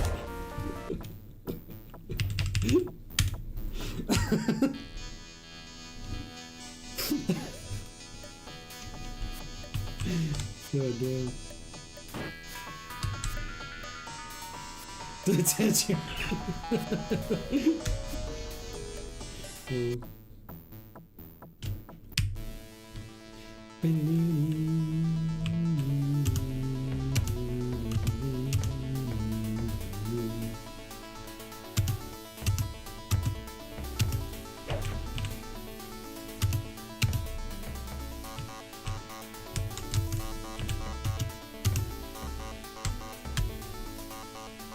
Wolf.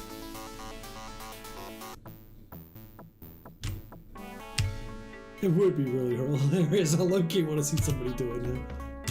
If he ever comes back here, that should be the first thing he says. Just comes in here and says Poland. And puts in a Polish flag.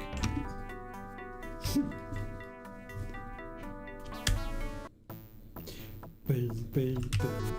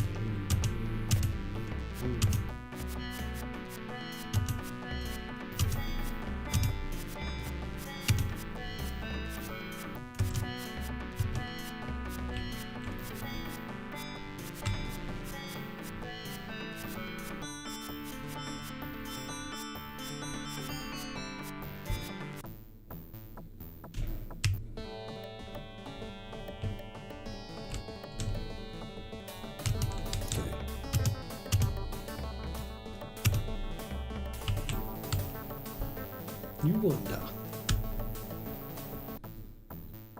Ever heard of Mega Race? Yes, I have.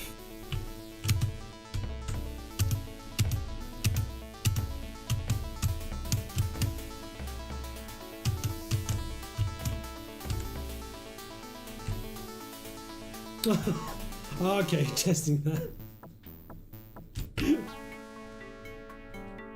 Oh, actually, that's a good point.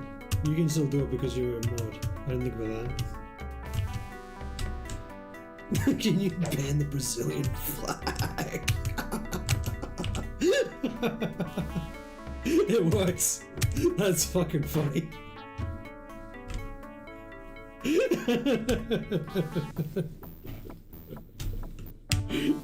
Oh my god. To be fair, you don't really need to do it in Twitch chat. You need to do it in YouTube chat somehow. That's where it needs to happen.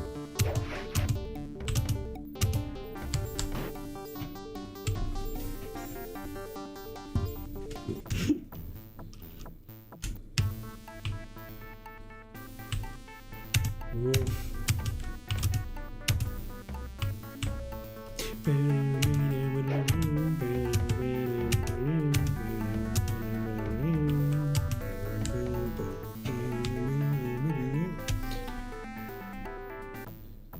Yeah, pretty much, dude.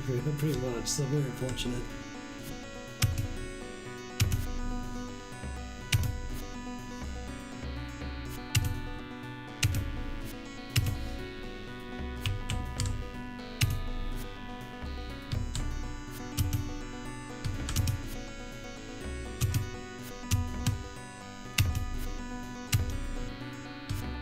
Oh, you can't.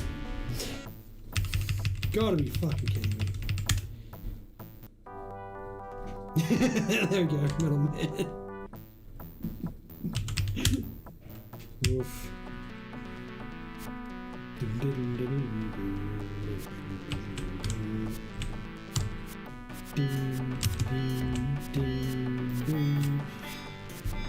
How the hell did I... Okay, I must have fucked up. I must have fucked up. There ain't no way I lost 6 seconds on fucking... Into the Sun one. I must have forgot to reset.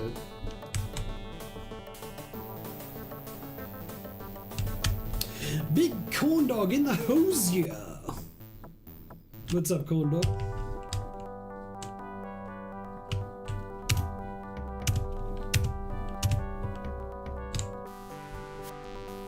Good evening.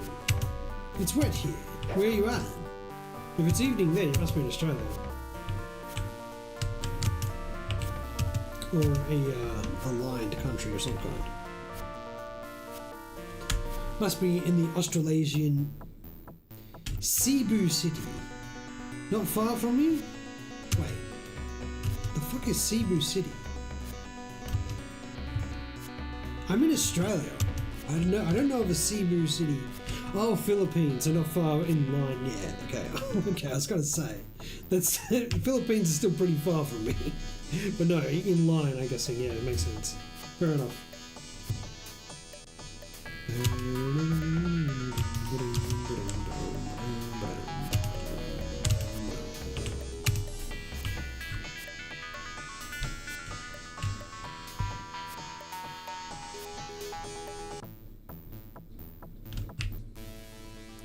God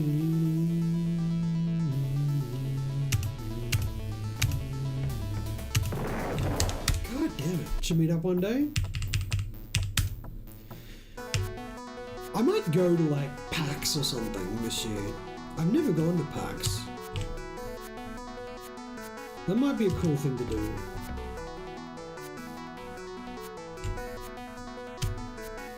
Yeah, you all can come down and meet me at PAX. A bunch of YouTubers and streamers were down there, so...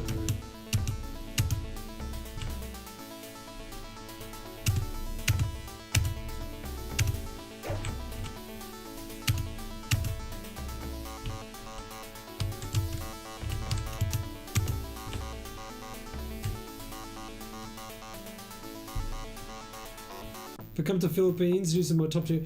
You know this place back and forth can show me some crazy stuff? Nice, nice.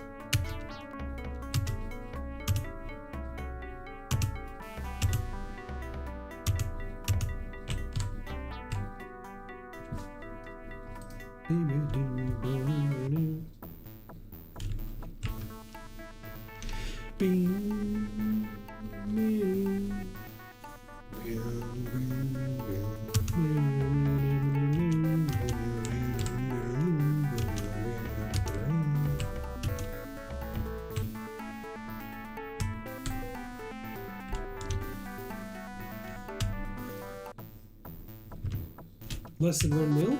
Oh, that's pretty cool.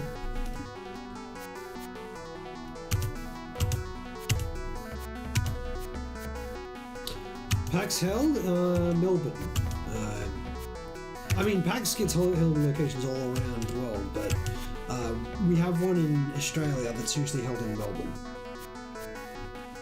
I've never actually been to Victoria myself. Never been to Melbourne myself, so I'll go down there, just check it out. I would have to save up some money for the trip.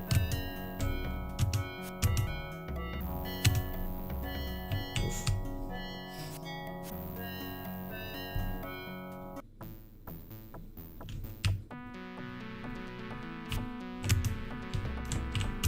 Yeah, I've never been to PAX. Big gaming convention and all that. I've never really been a convention goer. I haven't been to many in my life. You'd love to visit Australia? Come to Australia! It's like how they say to come to Brazil, but it's a better country. Why do I even go left there? I don't go left, I go right. Why did I go left? I don't understand. I mean, what is the matter with me?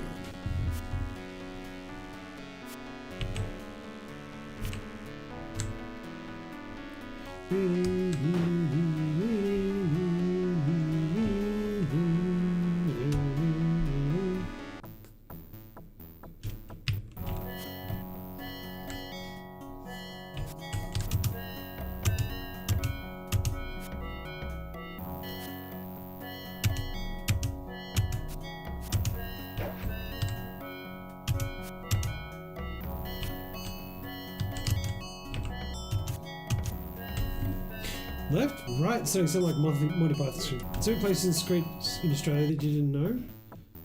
Like what? I'm sure there's always places in any country that you go to that's going to be something cool to see. Me personally, like I mean, I've lived here all my life. I've seen some stuff, but I've never been to Ayers Rock, for example. I've been to Queensland more than a couple of times. I visited Movie World, SeaWorld, and the other one, the one that was closed down, Dreamworld. Closed down because of a horrific accident on one of the rides. Very fucking brutal. I mean, not advertised in USA? Do we get advertised in USA?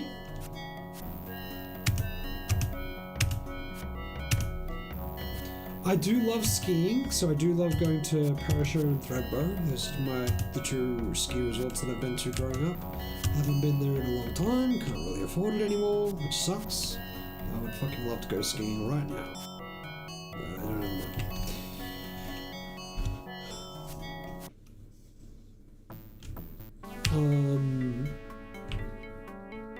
I mean, there's a tons of tourist attracty places. I don't even know what I was doing there. When I was a kid, I've been to Jenolan Caves, which is a cave place, and Bathurst, which has like the old school gold mines, and there's stuff there. They're not even gold mines, they're like fucking panhandling stuff. I'm trying to think, what's like a notable location you would come to Australia for to visit? I mean, Sydney's pretty cool. Sydney is pretty cool. It's like you go to Darling Harbour, you got all sorts of shit going on. It's very flashy. They often have fireworks and light shows and shit. I don't know. Well, maybe I should be a tourist in my own country. See what there is to see here.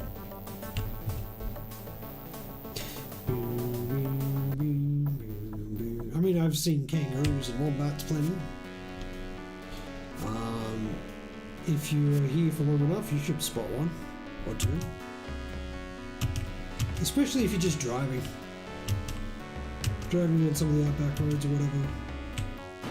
Some of the roads connecting between Canberra and Sydney. It does depend on what you're going for, yeah. True. If you're hoping to get like that outback feel that you kind of get from looking at the movies and everything, or what the movies depict Australia to be, like mostly desert, that's all Western Australia. None of that is where I live. You know, I live in a very sort of more green rolling hills kind of place. It looks more like England than it does Australia. Yeah, it looks more typical of England.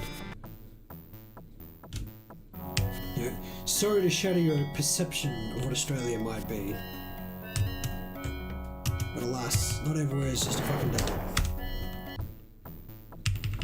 You want to go on an adventure with a kangaroo that makes alien noises? Like Skippy? Skippy the bush tick kangaroo? You'll get that show in America. You had a feeling? What? About the kangaroo that makes alien noises?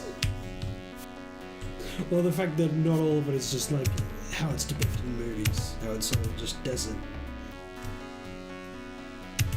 I mean, see, as an Australian, it's like I don't think any of us are offended or anything. I mean, it is a true depiction. It's just a depiction of mostly Western Australia.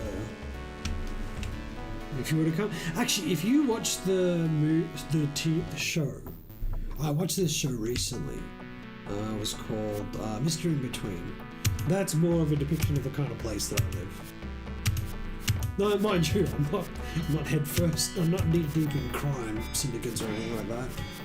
But that kind of rural, sort of residential area. Not rural. Like, why do I use the word rural? It's not rural. Residential sort of area. But my place is specifically nearer to where all the rolling hills and farmland are, but by the coast with the beach on the other side. So.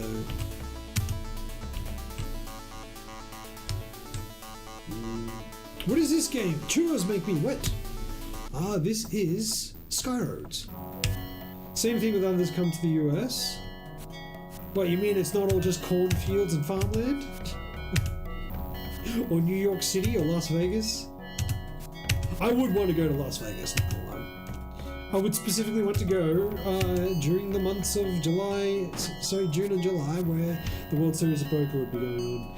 One day I'll have enough money to play in the World Series of Poker. I would need to be backing myself like $30,000, ready to just blow it, playing the World Series of Poker. Never been to Vegas? For fuck's sake. Can't believe it. How do I keep mucking that up? I don't get it. Are you familiar with an Australian movie called Little Death? No, I can't say I am, actually.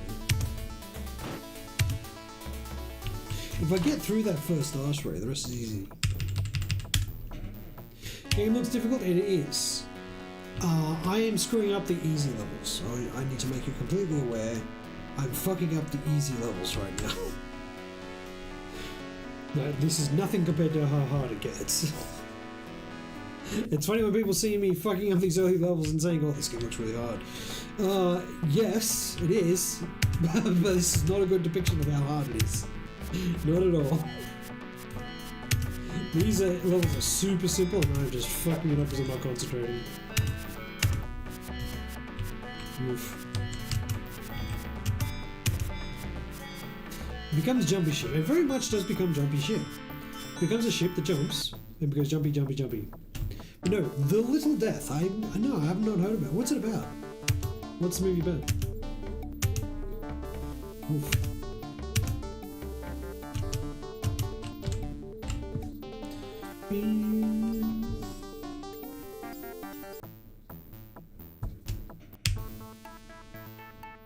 Reminds you of a Flash game? No, because Flash games wouldn't have these nice little pixelated polygonal graphics. These pseudo 3D. It is technically 3D, right? But it's really kind of not. It's about the sexual lives of people with kinks. Okay. It's the only Australian you know. It's a really good comedy. Okay, well, it sounds a little funky, but I don't know. And I've seen American Pie and other movies that have a little orientation of sex around it that are funny, so I guess. Sounds funny enough. But normally I would steer clear of any Australian developed film. They are usually garbage. Very few have actually interested me.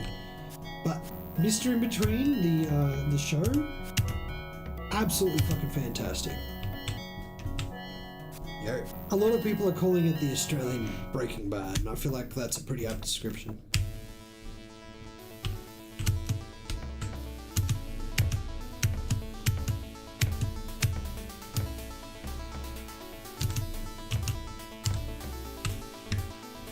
Way better than those teen American comics. Okay, fair enough, fair enough.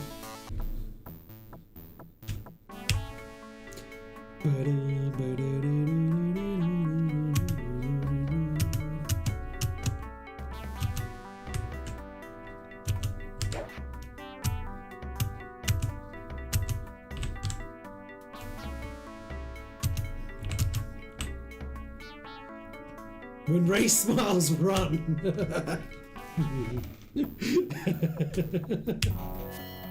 I love that. It's weird because he's such kind of like a one-dimensional actor, but that one dimension he fucking extracts so much out of in that role. And the thing is, he was the lead character and the lead director as well. So he's the lead actor and lead director. The whole thing was a passion project for him. That's really kind of cool. You know, this wasn't just, some like, corporate fucking, here's an idea, let me pitch my show. You just said, no, fuck it. I'm gonna make my own show. It's gonna be like this. I'm gonna be the main character. And he pulled it off. It was fucking amazing. Massive props to that. You would think if somebody came to you and said, I'm gonna do this, I'm gonna make my own show, and you're all gonna fucking do it, but I'm the director and it's gonna be my way. I think more often than not, you would expect someone to really fuck that up. But you didn't. You fucking landed it. It was fucking amazing.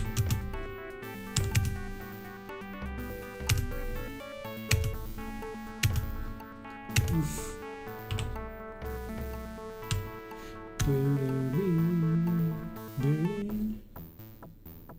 Alright, Satellite 3. Swear to fucking God, if I fuck this up, I will not be happy.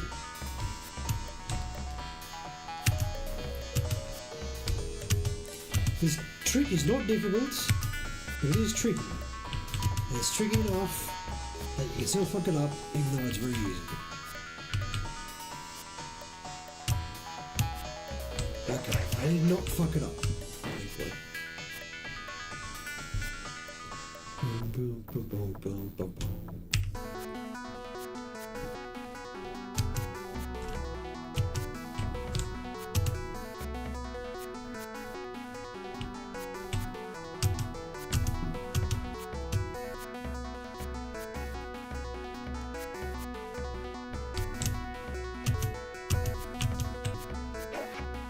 Jumpy ship is jumpy. We did a bit of a jump.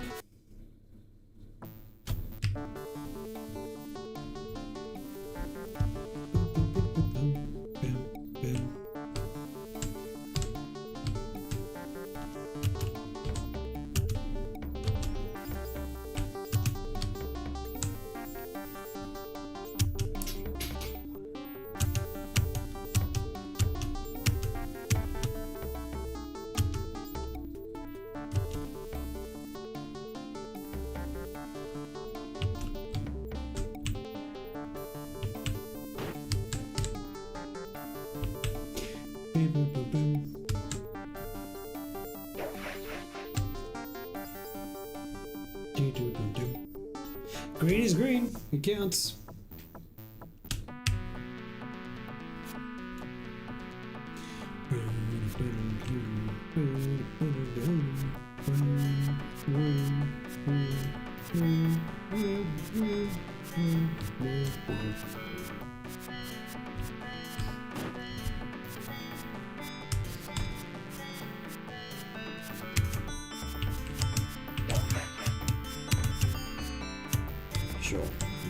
just take this later.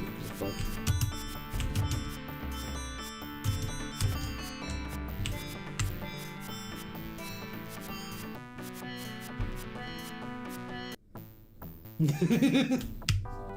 Oh, we on right side. We made it past left side, guys. Hold on. Lock the fuck in.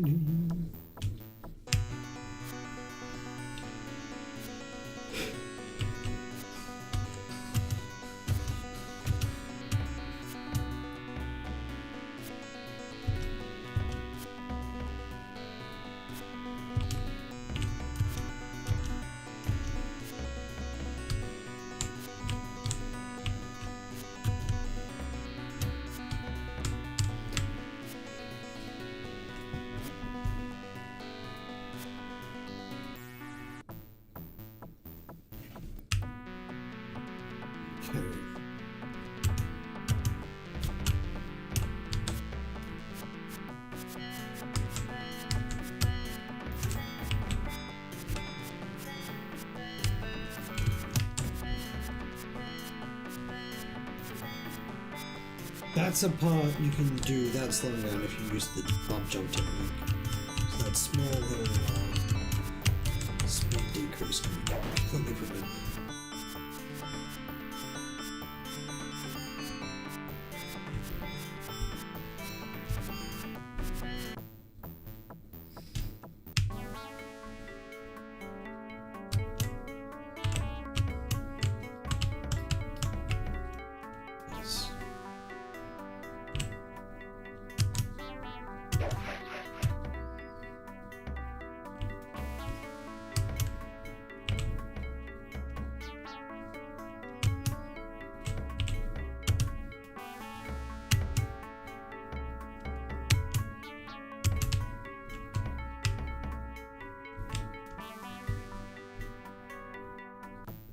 God damn. How to lose half a second. Alright, lock in.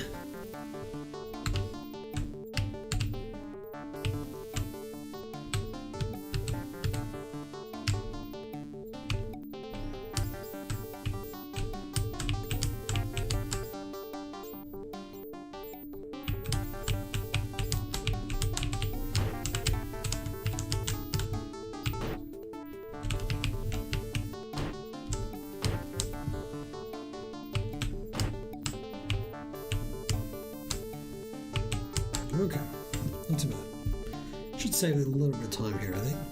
Like 5 seconds? Or 0.1 of a second? Okay, now this is the fucking hard part.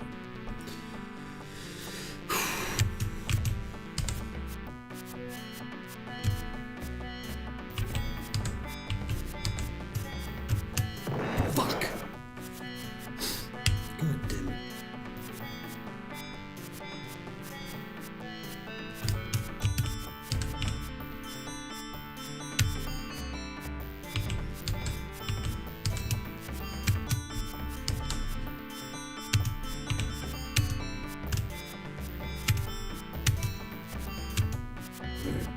This has got its second try. Still save some time.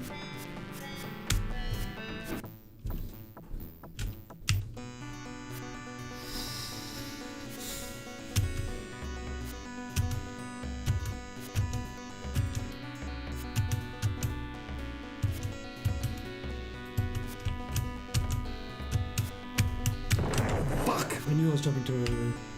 I knew I was jumping too early. I just knew it. God fucking damn it.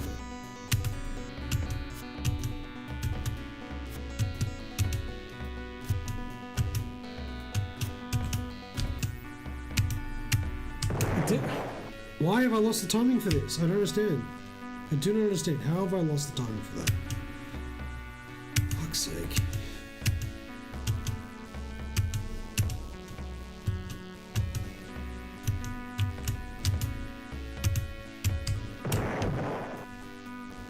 had it perfectly in my head before. Now I get to that point, I'm just like, tilt, massive tilt.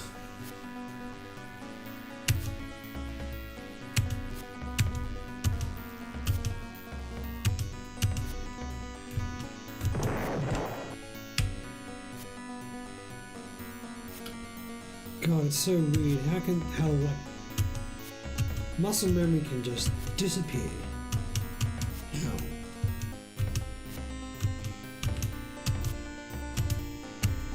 There, finally got it. Fuck's sake.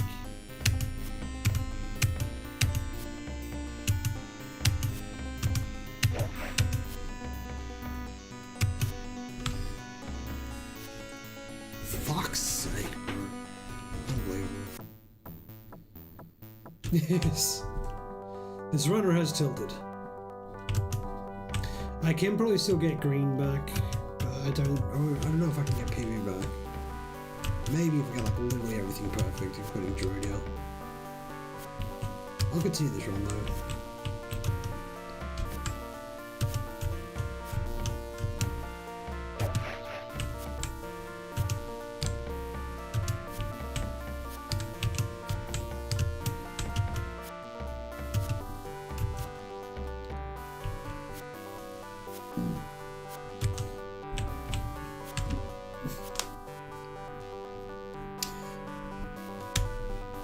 Nice metal man.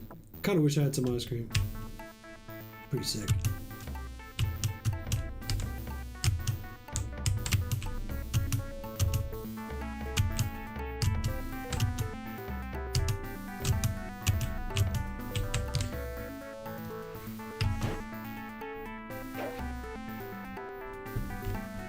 Alright, back to 0 at least.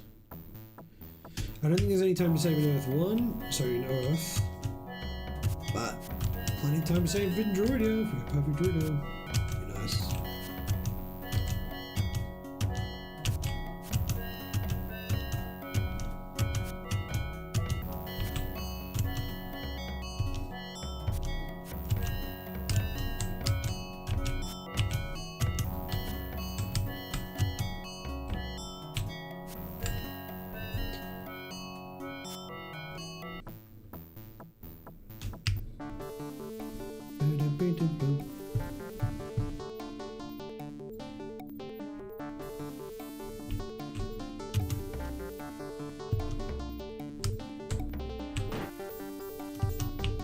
We can not die there like we did last time. Very nice.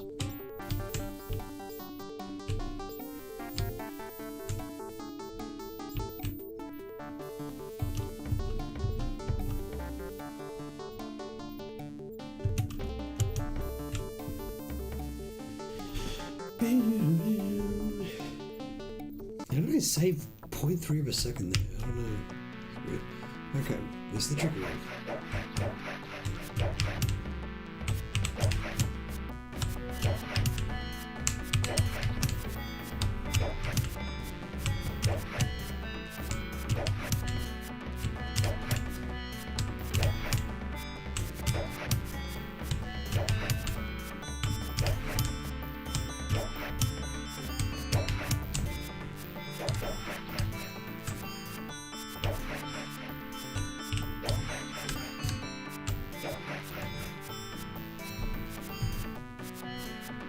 Wow, losing a second there.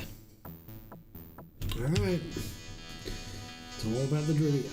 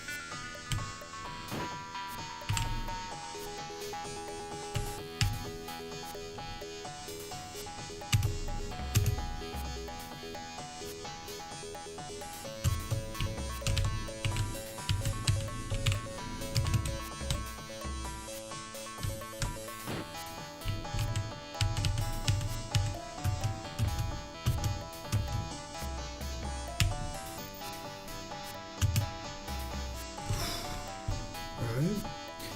A little bit of time save there. Here we go. 22.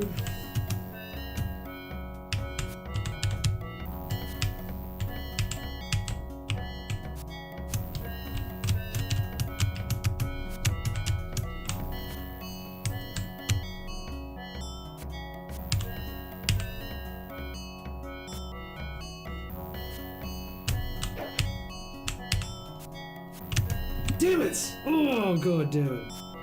Fuck. Could have saved like a full minute there. God damn.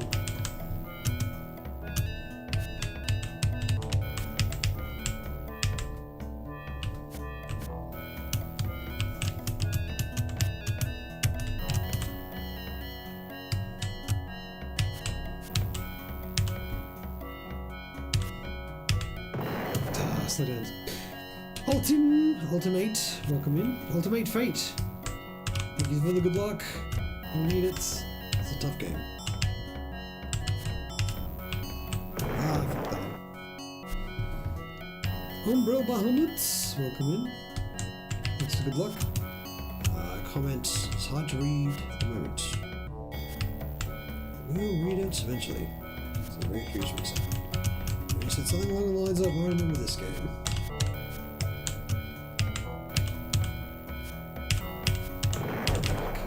I've seen this before. First thought is this looks like an alien flash game called Run, where we got it inspired from. It's got its inspiration from it. I mean, yeah, it got inspiration.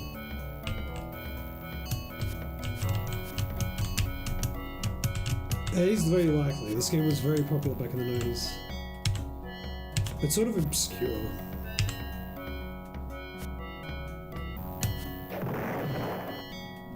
No fucking way.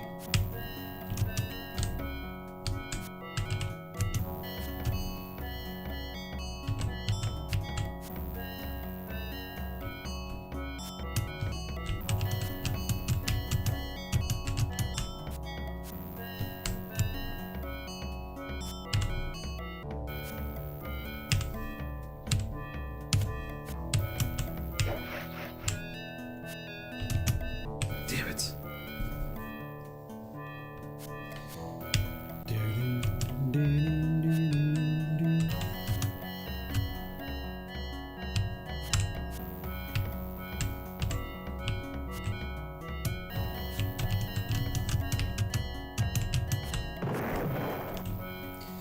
Yes, that jump is quite the mean one, indeed.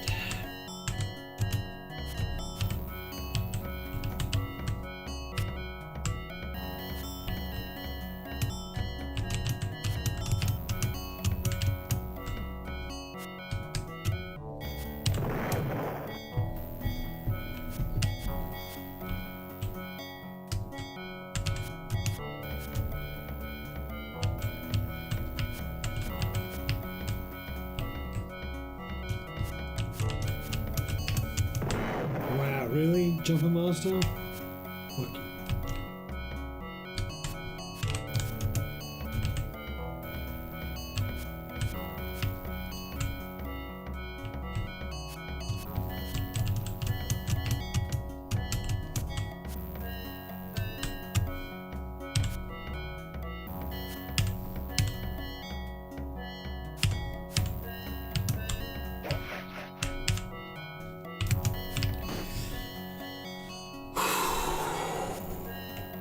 Well, we got there, finally.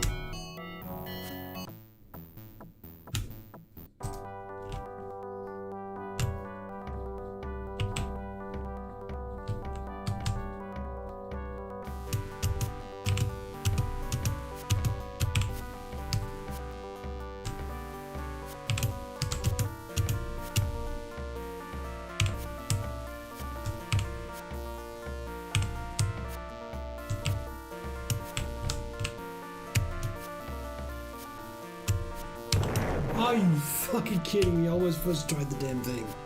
Fuck off. So close.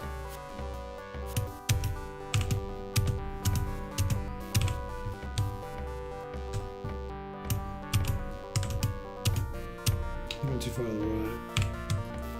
You know.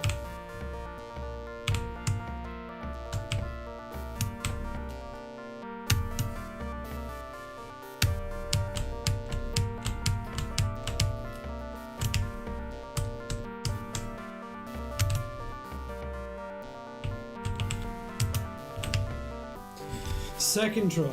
I got it on fucking second try. God damn it. Not bad though, 22. We've, so far all of our completed runs have been under 25. Except for the first one, which was 30. But yeah, runs under 25 is actually really good, really good. Let's go again. We're getting better.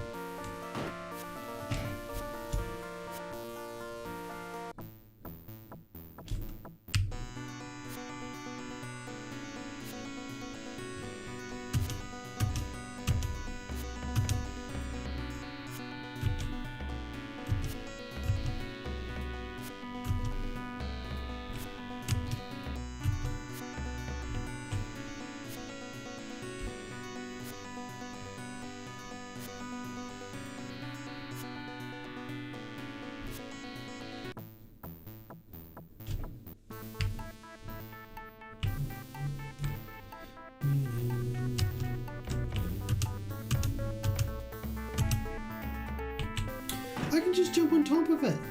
Why am I trying to jump into the thing when I can just jump on top of it? Whatever.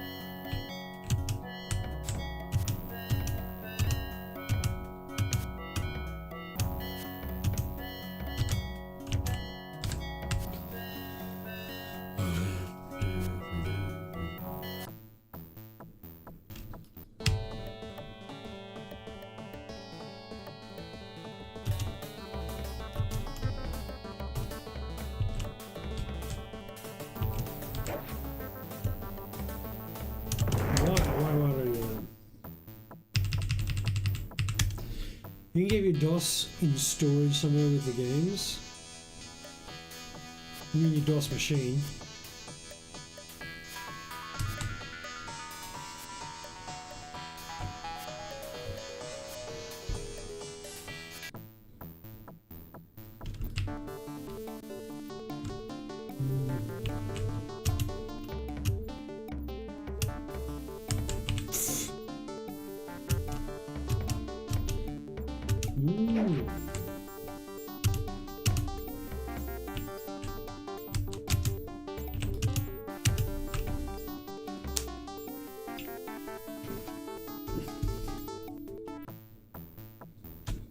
That is a good question. Does it still work?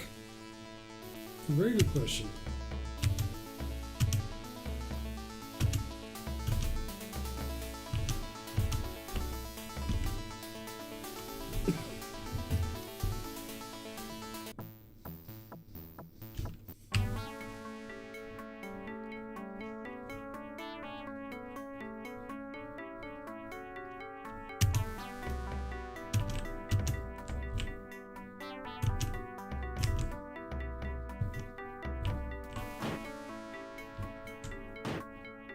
Genuinely don't know.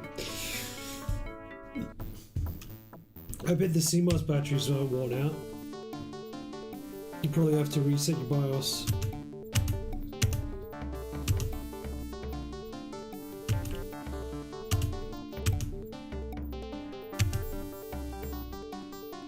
I'm sure it DOS. There you go. This dude's stuck in the 2000s. Welcome in, bro.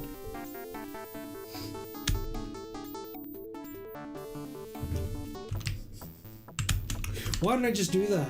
Oh my god, why did I just fucking do that? I got used to holding down forward to accelerate.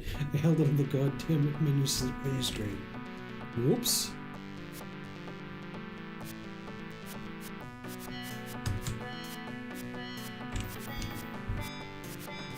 Imagine a level way to beat it. All you have to do is go forward and press left a little bit.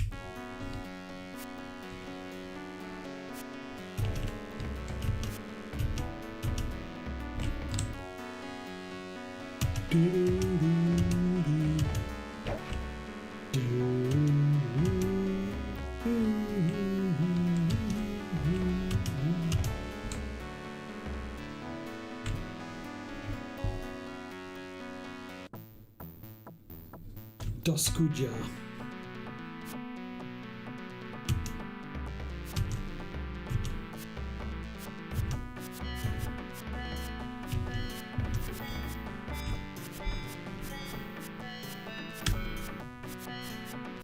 I'm getting really tired.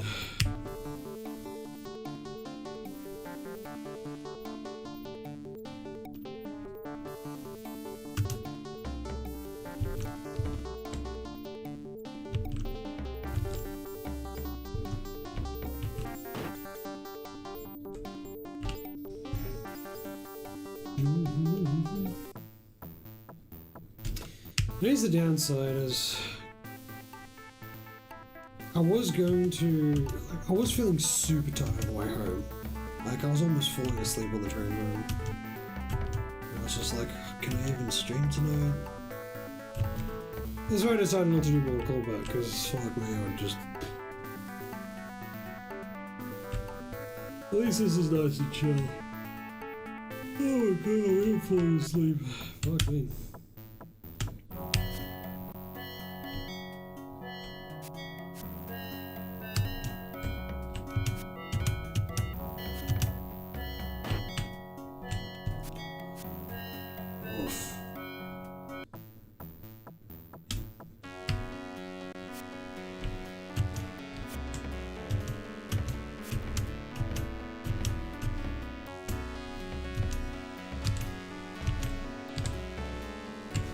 Got yawning.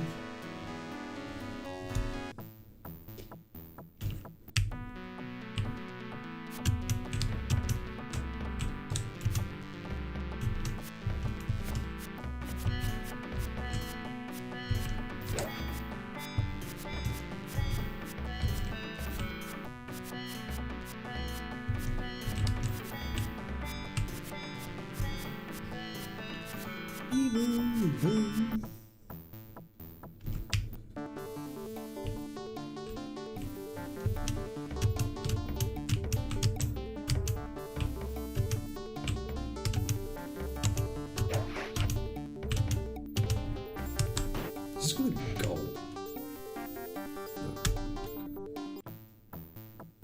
Why do I jump in the beginning? Trying to get an extra frame.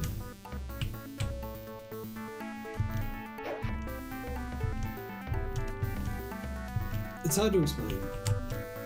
So basically, as I've mentioned before, there is this jumper master mechanic, right? So if you look to the right, so you see where it says idle, keep a close eye on it as I jump around. I don't think it shouldn't do much on this level actually, but if you keep an eye on it, you'll see sometimes it goes to in use, change from idle to in use. And when that happens, it is adjusting, see there, fuck! It's adjusting my speed or my distance, right? It's adjusting my distance, and in doing so, it can adjust your speed. Now, is it this level? Which one is it? No, not this one. this is one place where it is very easy to use. So you can see here, this little gap on the right. So normally, if I was to try to jump this, you just die, right? But if you're accelerating whilst you approach at the right speed, you can see it pulls you, right? That little pull is a slight speed increase. It saves about 1 frame every time you can do that throughout the entire run. As you can imagine, 1 frame is only going to save like 0.1 of a second or whatever. But if you can do it a certain amount of times during the entire run, you can get an extra second, essentially. And more often than not, it's too risky to go for, but you got that one. Yeah, it's like a magnet pull thing, essentially. You got that one, so on Blue Planet 1, which is so easy to do, you might as well get an extra 0.1 of a second or whatever it is. So just doing that, it's so easy. So every so often there's like 1 or 2 that are super easy hidden in the levels, but there are extremely difficult ones that you can do. And if you get them all, you can save up to like 1 or 2 seconds throughout the entire run. Not a huge deal, not something we really have to worry about, at least at this point. Maybe one day the run will be that optimized, but I doubt it. We do have individual level speedruns though, where we just do the one planet. We do so road 1, 2, 3 of heat 1. In those situations, it actually does come into play. So you can actually do the individual level runs where you can get those extra frames by doing those minor exploits. But yeah, so every so often there's like a super easy one you can snag at the start of a level and just like, okay, whatever. Just go for it. No risk, no harm. Might as well, you never know. I might be just 0.1 short of world record, and if I didn't hit that one jump master frame, maybe I would have gotten it, so who knows.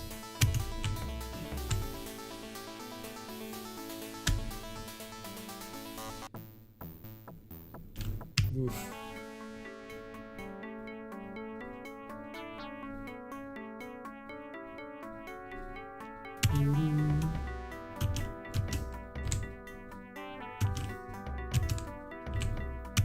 But yeah, the Jumper Master in general is a very weird mechanic.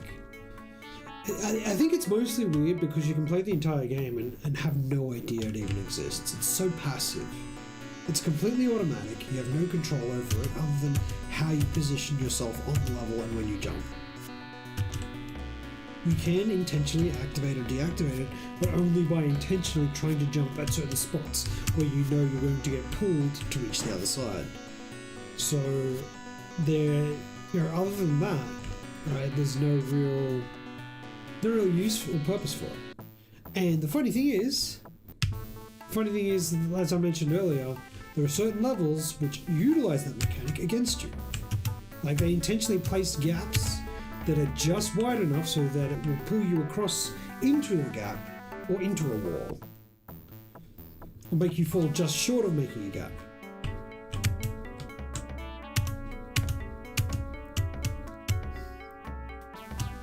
So yeah, it's a very, very strange mechanic. And the thing is, it doesn't just pull you forwards and slow you down forwards, it can also pull you sideways to jump across and make a long jump from left to right or right to left. That doesn't save you any time, but it can help you sort of, complete a jump. Or save yourself from making a jump from one side to the other, screen to the other. See, just there, it actually did the opposite. It squished my distance so that I would stop on the platform in the middle. Otherwise, I'd normally jump past it.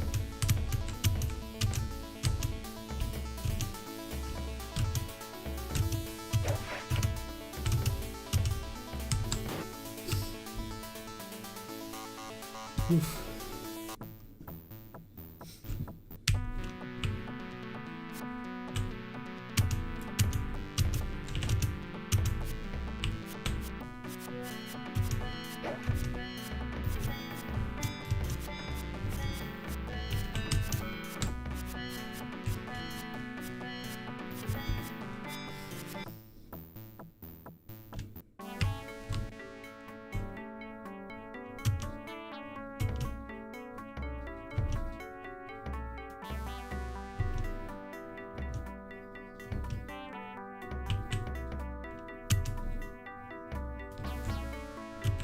Almost died there, almost went on the fucking burn spot.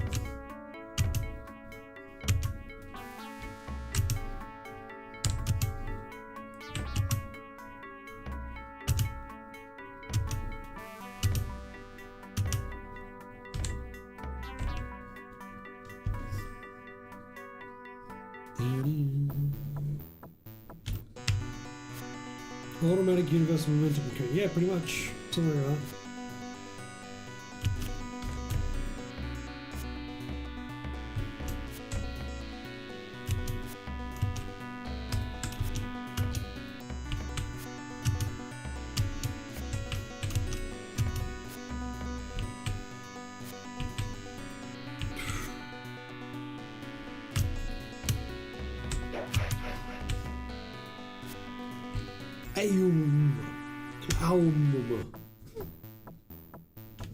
I sound like Arnold Schwarzenegger.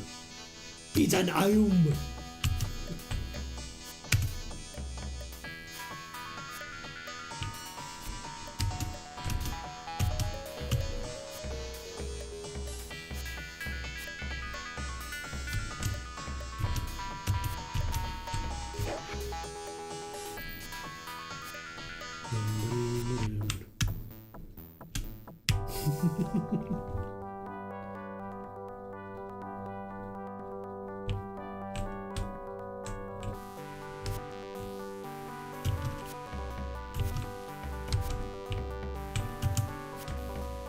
Nobody clipped that. We certainly don't need to add it alongside my Bruce Lee impression as well. And build a collection of me poorly imitating famous actors from the 90s, and the 80s, and the 70s. I'll be back. I'll be back.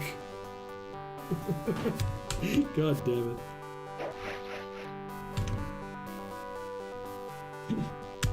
Woof.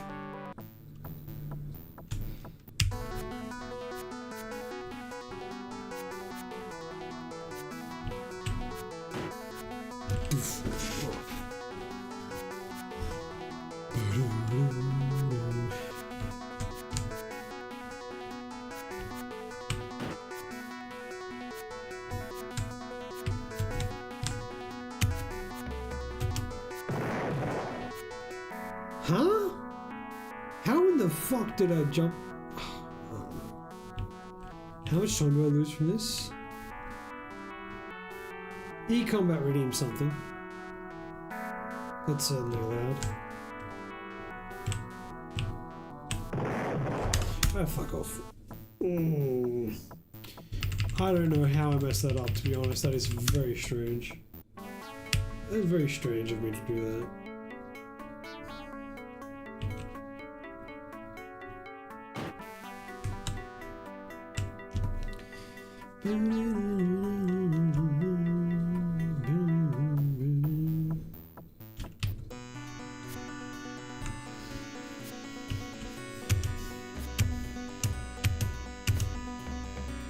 I seriously just jump and bust to stop myself.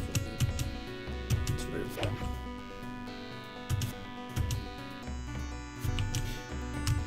Why? Oh my god, I'm so fucking tired. Tell you what. Well, I think I am just going to complete one more run and then call it a night, because I'm just starting to get too fucking tired.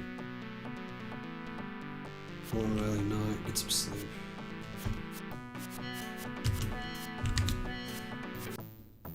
What am I doing?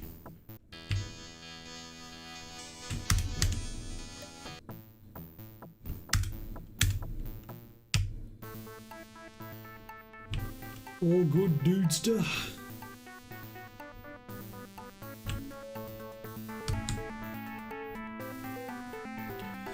We did have some good runs though. Like, we had that one run where we like almost had a PB out of nowhere.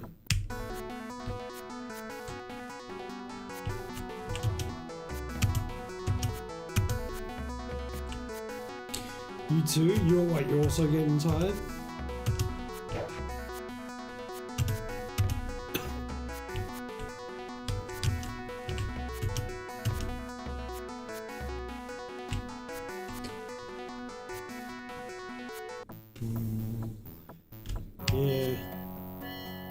located, Professor Chaos? Did you ever tell me? You're not the dude that's located in Cebu City. Where are you located? You're in Australia, I think.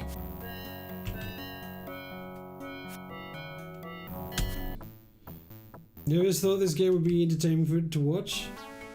You'd be surprised. Hey, well, that's the thing about speedrunning, is that you get... Speedrunning adds like a gambling element. Where there's always that like, will he make it, won't he make it? Who knows? You know? It's like spinning a fucking slot machine, like, oh, I almost got the feature! You know, it's that kind of a feeling. Just a Bunnings? Okay, well that answers the question of whether or not you're in Australia.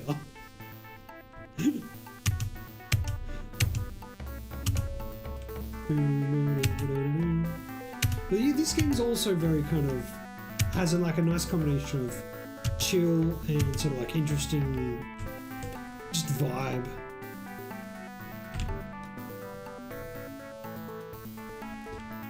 And the music is great.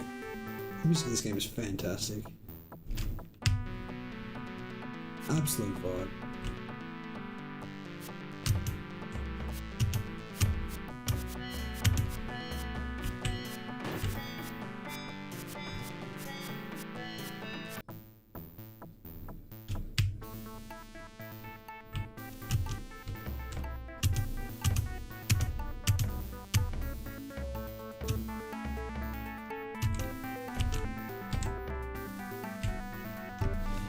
I'm so tired that I almost feel like jumping over the end there.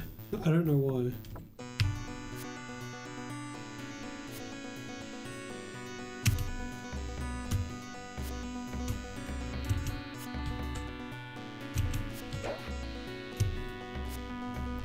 I did it again, I did it again, I did it again. That's the second time I've done that. Oh, for fuck's sake.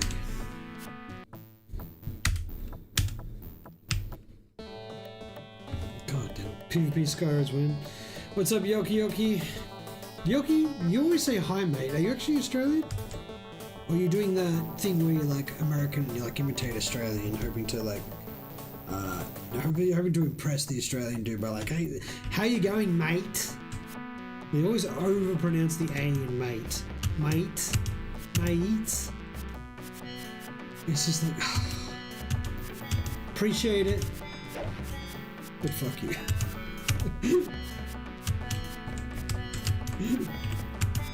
I'm not trying to pay you out. Yeah. I'm kind of just fucking airballing in my brain. I hope you're going good, dude. Welcome in.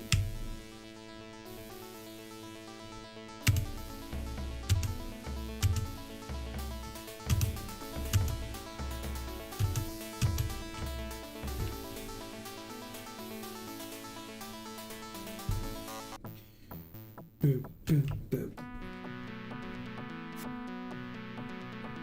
Of course, the other consideration is you could be English, and they also say mate. And for them, it's kind of comes across differently. At least that game comes across cool. Boom, boom, boom, boom, boom, boom. Oh god, it's not shrimp. Hey, it may not be shrimp, but barbecue prawns are fucking awesome. I will put a prawn on a fucking barbie any day of the week. Alongside some steak, surf and turf forever. That's what I'm fucking talking about.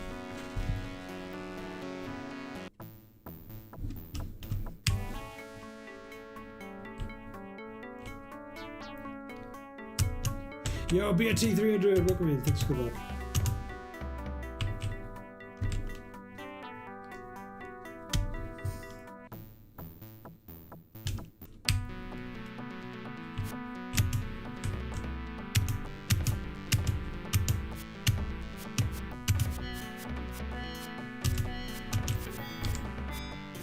They're called crawdads. Yeah, crawdads. That's sick.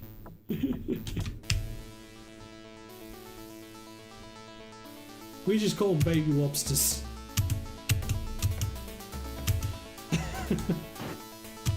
My brother used to go diving for lobsters in this area. It's pretty good. like when I was younger. Excuse me, princess. Go fuck yourself. But no, yeah. Oh, but yeah, delicious. Yes, they are. I'm a huge fan of prawns and lobsters, and prawn meat, crabs as well. Absolutely fucking delicious.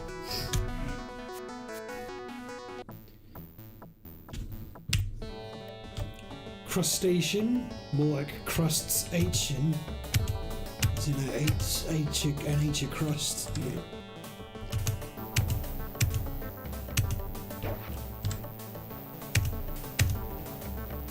Oof.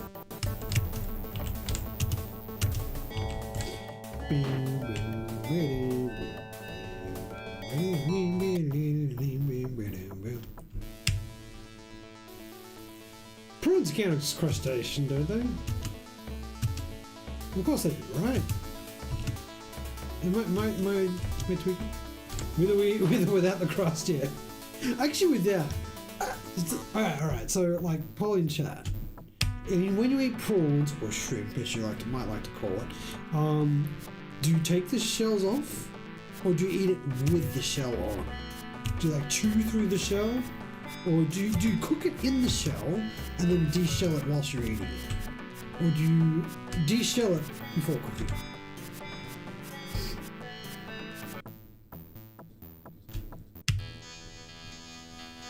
I don't understand how people can just eat through the shell. Especially when the meat is so sort of delicious, sweet and tender. Like, how do you fuck that up with this plasticky little fucking shell that you're going to chew through? I get that if you cook it in the shell though, it does sort of increase the taste, which I'm fine with, but I can't be fucked to de-shell it whilst I'm eating. It's a mess, it's very annoying. And quite frankly, if you just marinate it in some good kind of marinade, even de-shell, that tastes fucking amazing, so...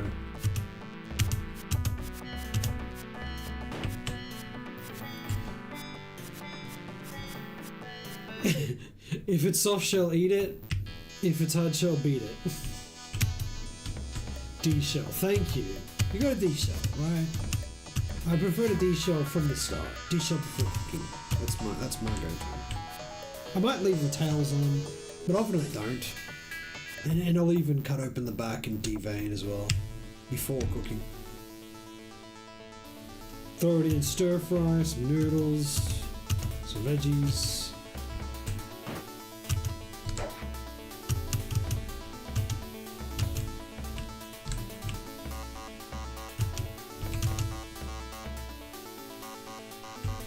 What he says. But yeah, I fucking love prawns. So great. One of my favorite types of meat. Right beside kangaroo.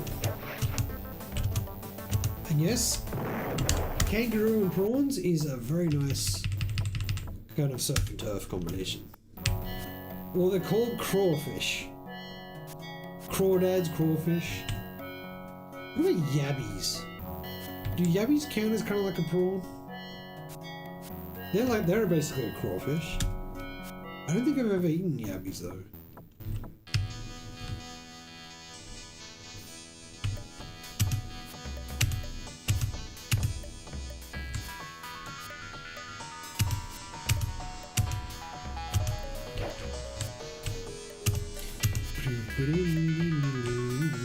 So crawfish, they like live in the sand, right?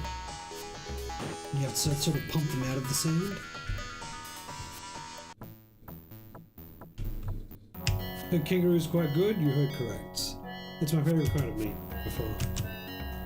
You do need to cook it, so it's a gamey meat, so you do need to cook it some amount raw. Like, you don't want a well done kangaroo, that is a waste of meat. You need to have, I would say, medium rare, or even a little bit blue, a little bit rare. I'll sometimes have a blue, to be honest. It is delicious. You can buy it in the supermarket here. Like, I mean, literally just Woolies. there's a brand of kangaroo called kangaroo meat, and it comes in all sorts of cuts, and it's fucking amazing. Some of it comes pre-marinated too.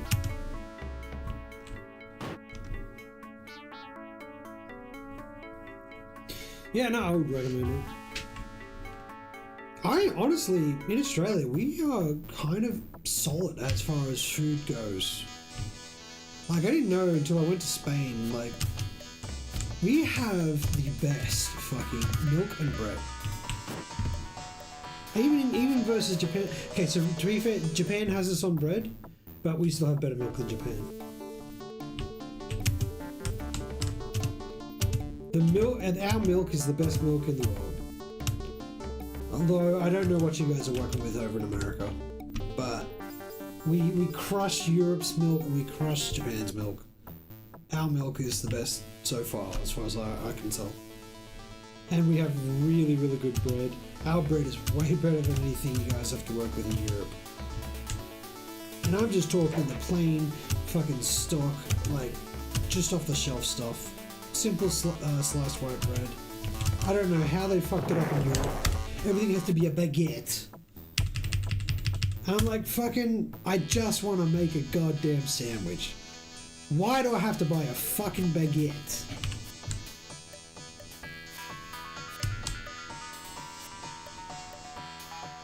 Yes, we have tons. Right, we have even where I live, I'm right next to, like, the area that I live in is very residential, but just over the hill, tons and tons of farmland. We have multiple farms in Australia, all with open grazing sheep. None of them are held up in sheds and grain fed. They're all grazing. They're all well treated. You know. Sure, I mean they go into the factories to be milked and everything, just like any other, but they get to, yeah. The ice cream's great, yeah, of course. All the dairy's great. Our cheese is great. You know, the milk is fantastic. The ice cream's great. Butter's great. I didn't realize how limited some other countries were. They don't know how limited they are. You know, fucking going to Japan and going to Europe and trying to find a solid 2 or 3 liter bottle of milk that's fresh and creamy and refreshing when you drink it. The shit everybody has is like preservative held together. You know?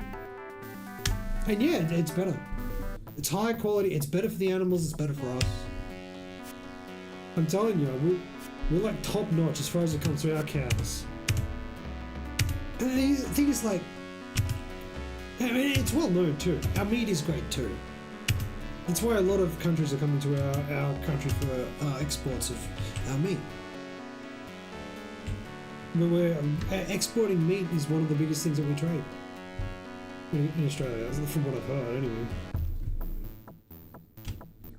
US is chemical mostly, yeah. I mean, like, of course, like, there is going to be some amount of chemicals. Like, I'm not going to lie, I don't know, I'm not fully understanding of the process that our farmers go through, but I do know at the very least, pretty sure all of our farms are grazing farms. Like, all the cows are grazing.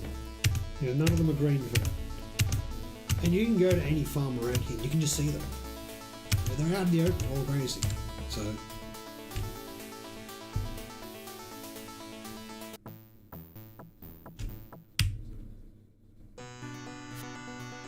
But yes, I don't know, like, all I know is, you don't see that in Europe, you don't see that in Japan, and when I went to taste their milk, I'm just like, I'm like, fine, I'll drink it, but these guys don't know what they're missing. That's what I said. Y'all don't know what good milk tastes like. And I'm just talking like the stock brand Woolies or Coles milk tastes better than the stuff they were working with. Fuck me.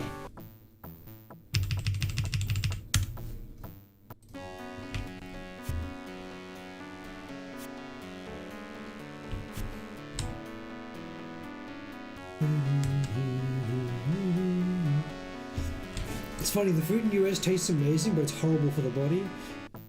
I mean, that is... So we are victim to the old, you know, high sugar, high processed, tastes good, but it's meant to be... So, I remember seeing a documentary that outlined this pretty well. So, for example, if you had like a fries, like the content of a fries is high salt and high fat, if you think of how you would acquire those same ingredients in the wild, you'd have to like hunt like a boar or something. So you would go through some kind of trial, natural trial of hunting a difficult to obtain animal in order to get that kind of sweet, like delicious flavor, you know, ingredient that you could then, that the, you know, nomads or whatever could then eat by cooking it or whatever their fire. But we live in a society where we have farmed everything to extinction, and we have access to all of that at our fingertips with no effort. And therefore there is an imbalance. Like we have become OP as human beings. We've essentially glitched the economy? Ecology. We've glitched ecology.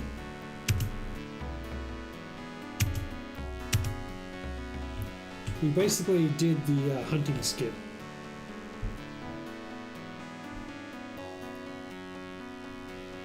It's meant to be feeling not nutritious, yeah. Pretty much. I don't know, I remember seeing a documentary that outlined it like that. I was like, okay, well, that's why human beings like these things that are so delicious, but they're so bad for you. It's because normally in like a hunter-gatherer setting, it'd be very difficult to obtain, and then you'll go through some kind of trial to obtain it. But not so in this day and age. We just go down to the fucking supermarket, we can buy chocolates, we can buy oil, fats, whatever. We have access to all of it with no effort, and so it no longer balances itself. There's no rarity.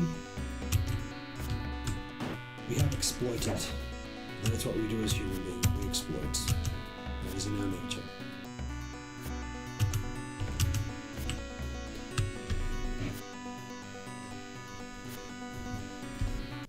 Oh, dude, yeah, I would love to do that.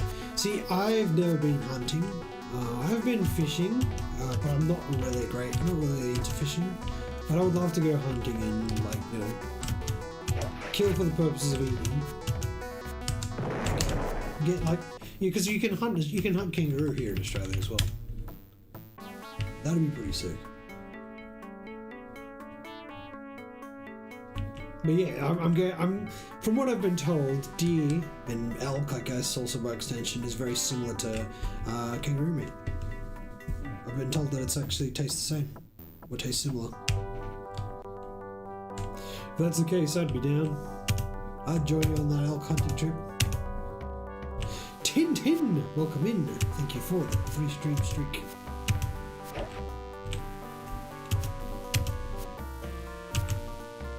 Yeah, when you think about it, you know, they're very sort of highly, you know, jumping, exercising animals with really sort of toned muscles.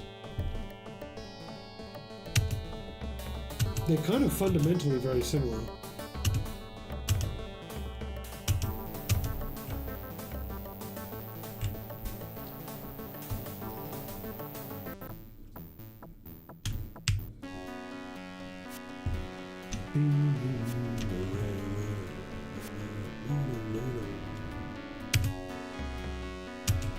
How am I stuck on left side for so fucking long? I'm just so fucking tired.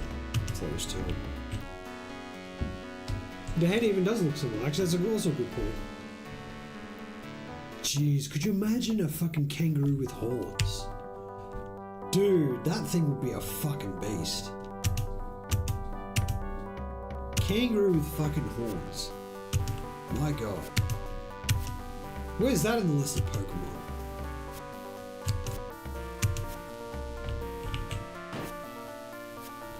I'd cry.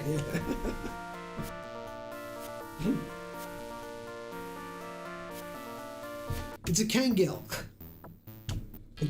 No, it's a Kangi, and it evolves into a Kangelk.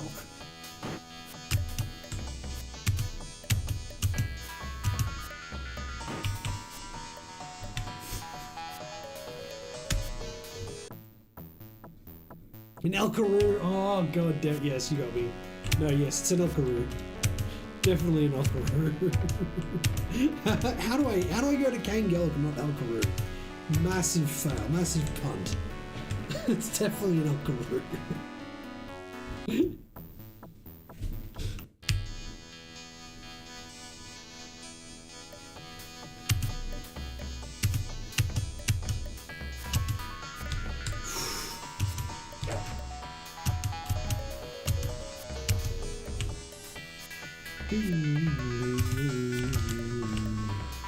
Did you see the kangaroo with the six-pack? Yeah, well, I mean, which one? No, yeah, that's very, very common. You'll see that a lot. Kangaroos are generally fucking ripped. And they do flex, too, sometimes. So yeah, you'll see that. That does happen. How? How am I fucking that up? I have no idea.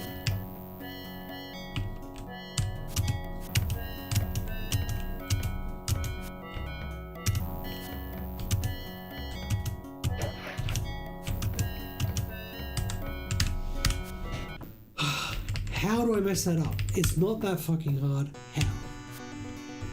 My god. I'm gonna complete one more fucking run. Right. I'm gonna complete at least left side without dying. And then we'll do right side. I'll just take whatever comes. But the left side, I gotta get through left side without dying. They like to show off, yeah, true. They like to flex. They really like to flex. They're all gym bros.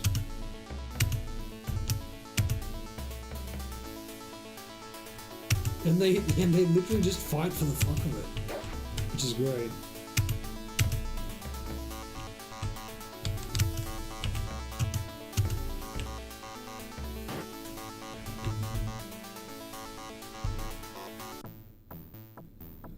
I do find, like, I remember seeing, was it the Aussie Man videos?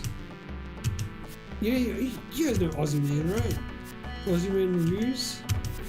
He did a review of the two kangaroos that were fighting. They went through a fucking fence. His voiceovers for that were fucking amazing. It was so good.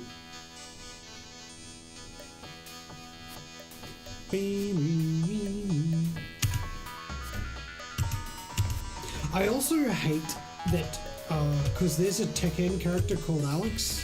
No, is it Alex?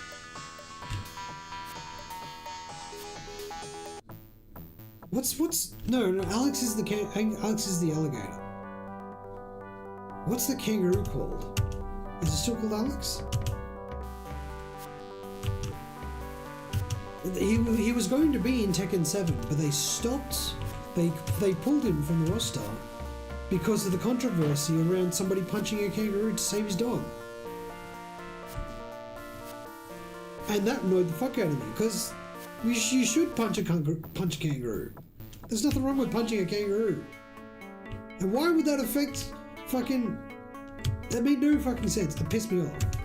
As an Australian, that pissed me off. Like fucking...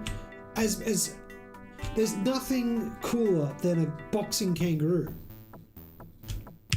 And why would you pull him from a video game, a fighting game, just because somebody punched a kangaroo to save his dog? Fuck you! Put him back in the game! So we can punch him. Now I'm fucking doing my head in. Is it Alex? Is the name of the fucking... Somebody's got to know. Somebody in chat's got to tell me. What's the name of the kangaroo from Tekken? I feel like it's Alex, but I think... Because I remember in Tekken 2, you get access to him, but then you can play as the mirror version of him, which was Alex, and that was the alligator. Yes, Roger! It's Roger, yes. Thank you. Yes, I thought so. I don't know why. Yeah, I remember that Alex was the mirror version, because you can play as the alligator. Was it a dinosaur? Was it a velociraptor? I don't know. But it's a reptile version. or you can play as Roger. Yeah, so Roger got pulled from Tekken 7 because of the controversy about some dude punching a kangaroo to save his dog. And that dog had to be put down. That sucked. I'm like, fucking, we eat kangaroo anyway. Who cares? Love the reaction of the kangaroo after that. He's like, oh, what the fuck? You're right. I know what you mean. The moment he gets punched, he's like, what the fuck? This guy just punched me? He's like, what the fuck?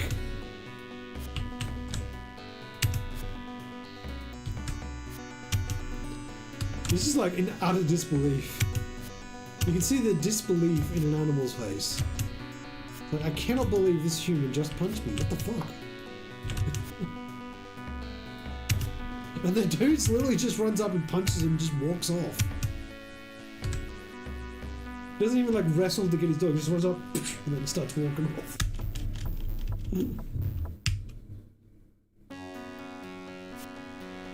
Probably try dumbasses, but they're only dumbasses that are going to do that here in Australia, and they're already fucking doing it. They're not going to do it anymore because of Tekken, trust me. They're either not going to do it because they've already done it enough times to know that they shouldn't do it, which is once, or they're not going to do it. Nobody's going to punch a kangaroo anymore than they already are because of a video game. It's ridiculous. That's the reason that makes the Tease Australia even stupider, because they reference that exact video. Did they? Oh yeah, because they teased him for Tekken 8, right? They're putting him back in Tekken 8. If they reference that exact video for it, that's actually fucking hilarious. If that would be why they reference it. I didn't realize they referenced it in that video. If they did, that would make sense. Because they're going back to the controversy which pulled him from Tekken 7. That's actually genius. That's actually genius marketing. That makes me want to get Tekken 8 again. Well, I've already got Tekken 8 and I haven't really played it all that much.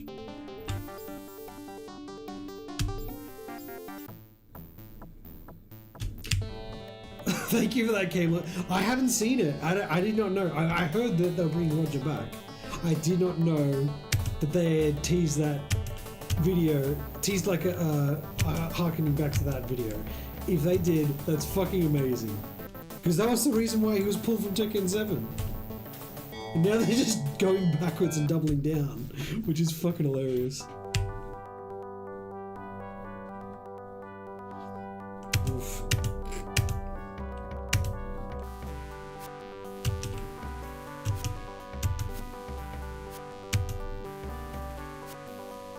Nobody cares about anyone apart from Yujiro. Who's Yujiro? Is Yujiro the samurai knight dude? I forget. No, that's Yoshimitsu. Who's Yujiro? I know Bergen's all ready to fight them, but the dumbasses from overseas might try. I mean, they're already dying to fucking shark attacks and everything anyway, so at this point that's on them. Like,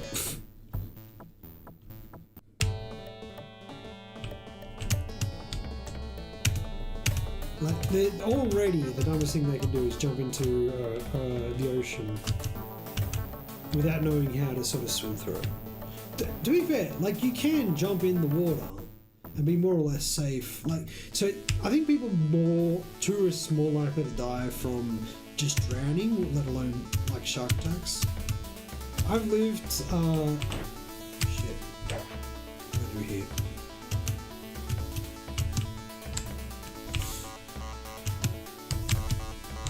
Okay, that's weird. That felt very weird. I don't normally go left there. Anyway, but yeah, I live here all my life. I've never really... I feel like we've had shark sightings here, but it's very rare.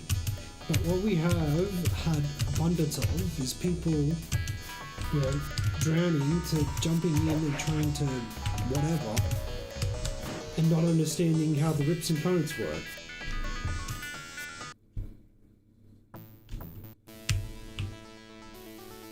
That happens far more often than anybody getting eaten by a shark. Shark attacks actually very rare. At least in this area, anyway. I guess shark attacks are probably more common up north in Queensland, maybe? I don't know. But here in New South Wales, we don't really get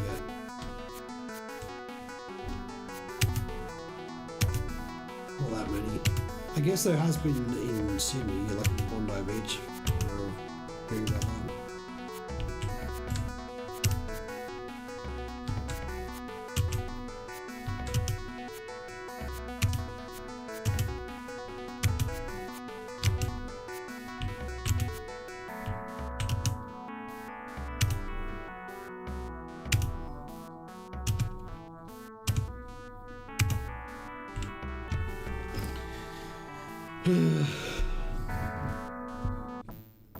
Give me another surfing that's on the balance of probability of minuscule chance. Pretty much. There was that one Australian dude who was a surfer. There was a surfing competition. Got attacked by a shark and he punched it and got away. So yeah, I guess you know, punch a kangaroo if it steals your dog. Punch a shark if it steals your board. Why not?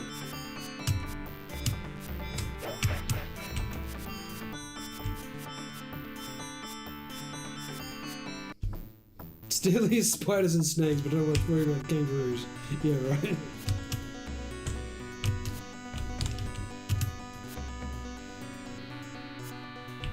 Oof.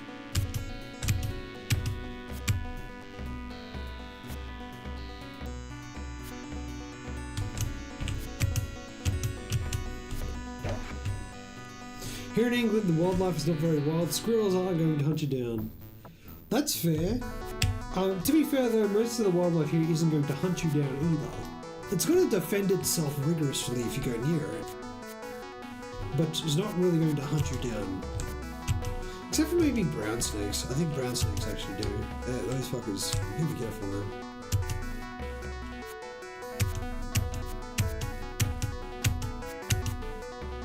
But red-bellied black snakes are lethally poisonous. They're very common even in this area. I've encountered them a few times. But you leave them alone, they leave you alone. Just be respectful and you're probably going to be good.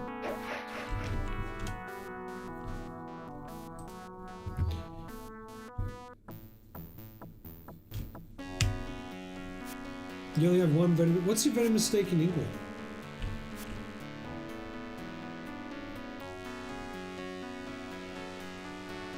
Hey, be quiet. More people come if they believe that. Fair enough. That's actually a good point.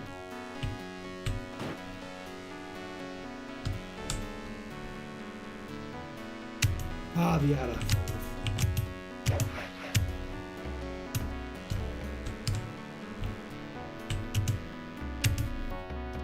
The death adder. The black adder. Beware of troll bears. And emus. Yeah, don't forget about the emus. We don't talk about that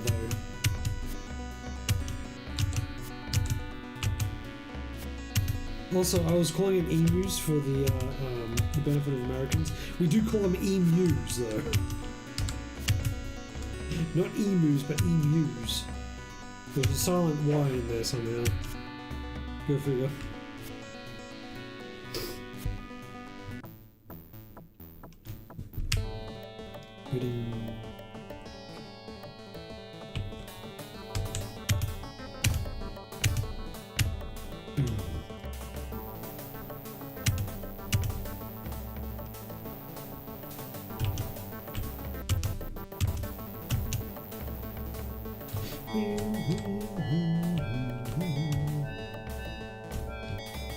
Amusing, no.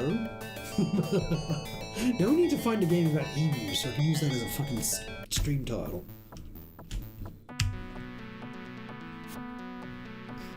Oof. Also, as an Australian, I always thought that Roadrunner was an emu. Not gonna lie. Makes sense. They run pretty fast.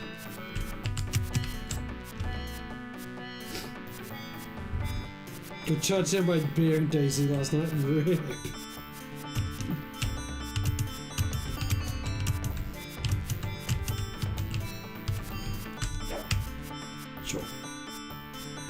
Emulation, yes.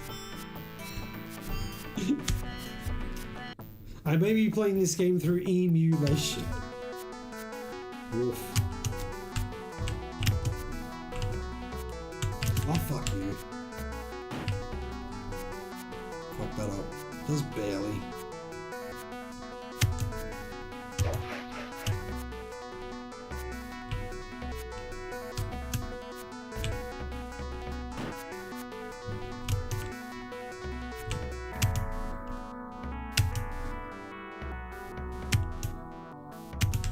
No, fuck. Ooh, I almost fucked that up. Cost myself a little bit of extra time there.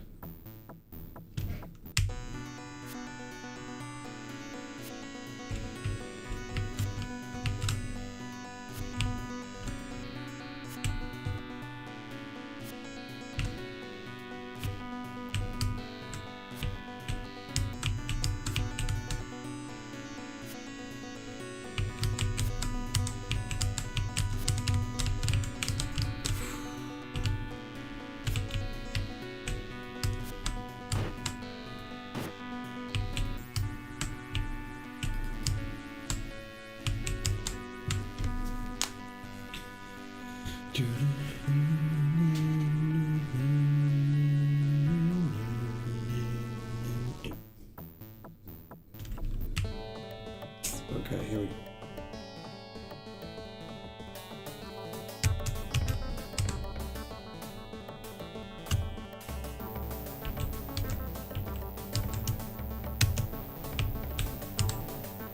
Gotcha. First try. Very much like that.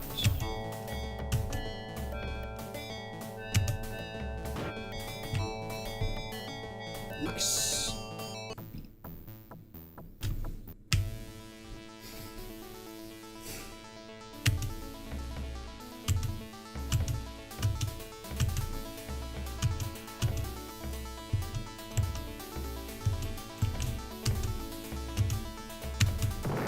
What the fuck was I doing? I completely lost. Completely lost my track of myself there.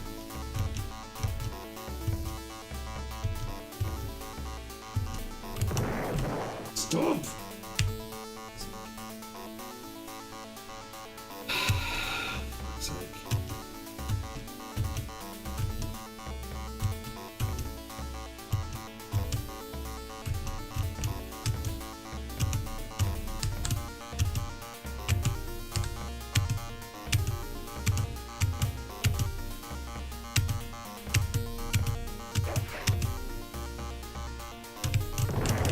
I knew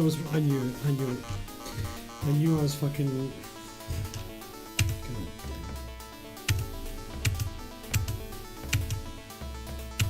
I felt at the moment that I jumped, I'm like, oh fuck, that's wrong.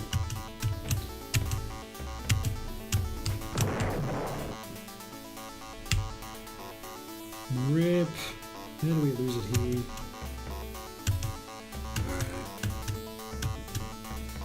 I'll finish this run.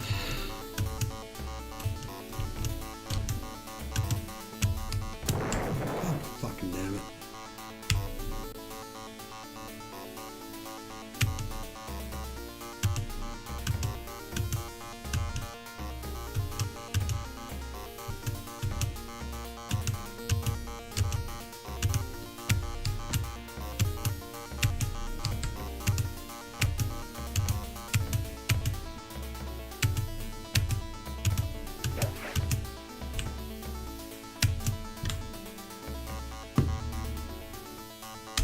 God fucking damn it.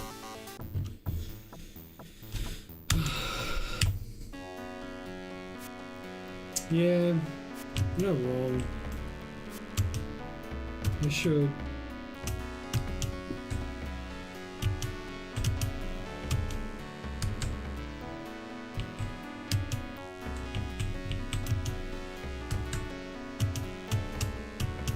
I don't think I compete with it, but maybe. I guess with like literally perfect everything, it's possible.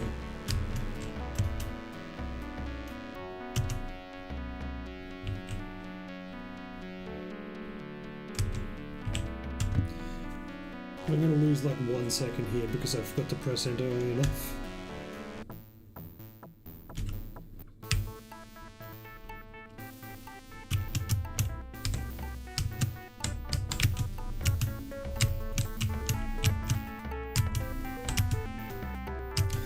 Fucked it up, then I recovered.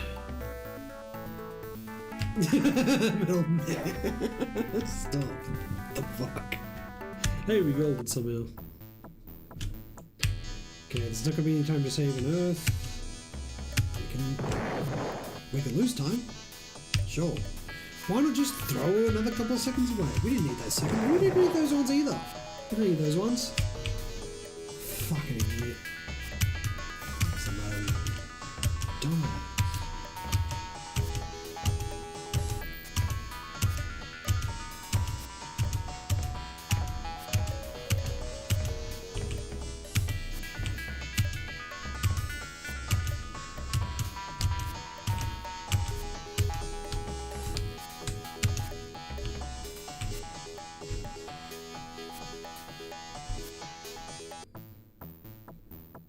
Just making it easier splits to save time on future runs. Unfortunately, I don't think I'm going on PB on these splits either. Although maybe. This is still technically possible. That would be nice if I just get a PB on these splits.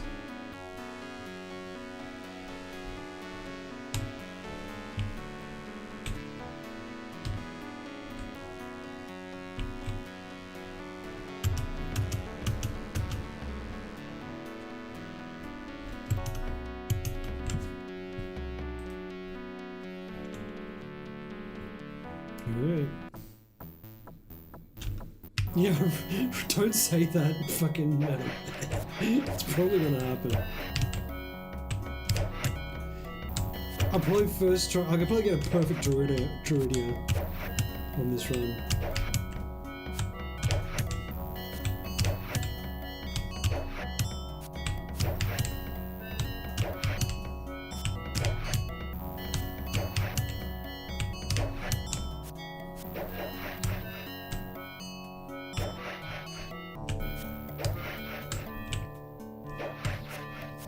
Let's try Earth.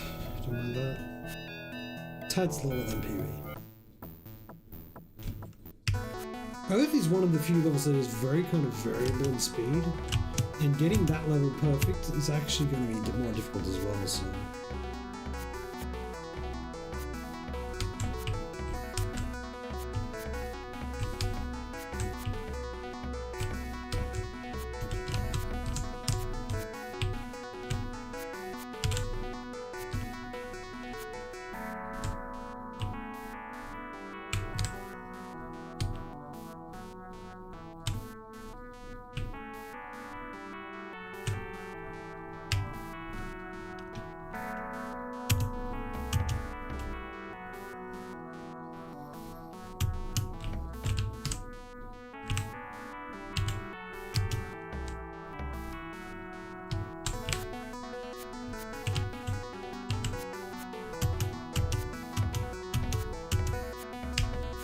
Please do not run out of fuel.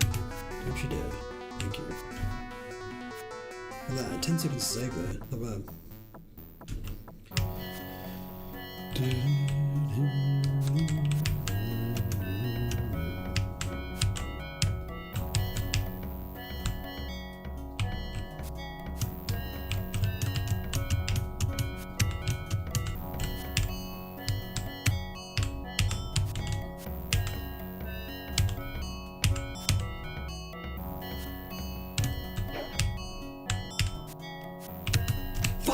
Oh my god! Fucking hell, man. God, I swear I thought I had that too. The fact that I'm getting the first try of the center run is actually insane. Because that's like the hardest. It's not the hardest part. The jump at the end is still the hardest, but the first part is still very fucking hard. So getting that first try, both times we got to that point, it's actually really sick.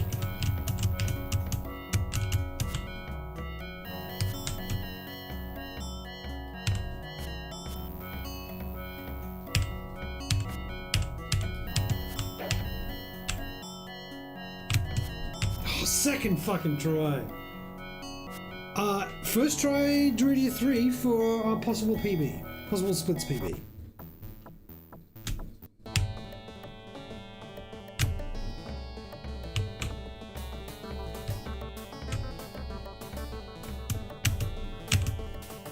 Nope. Rip, chicken strip. Now maybe we'll still make it. Maybe we'll still, like a 10:30. Might still be possible.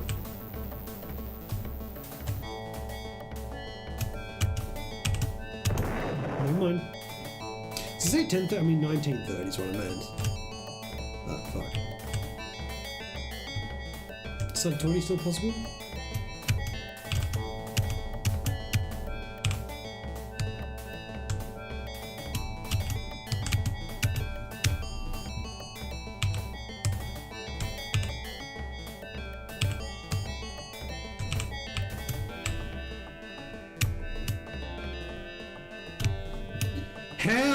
How did I do that? How did I not jump there? How did I not jump there? I have no fucking idea.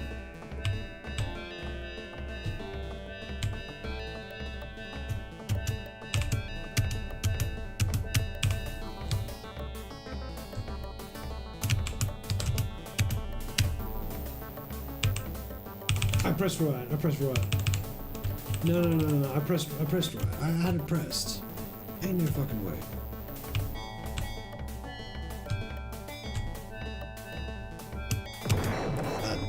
Shit happens. I still to this day do not understand how that sometimes doesn't make it. It's very strange. That one's on me. I might go to it. Stop crashing, boss!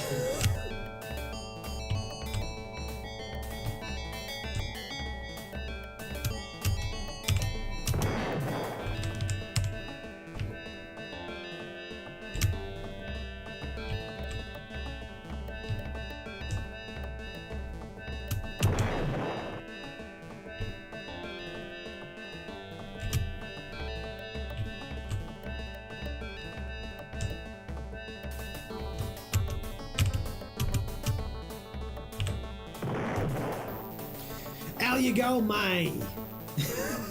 What's up, Tintin? We don't even have any L's in chat.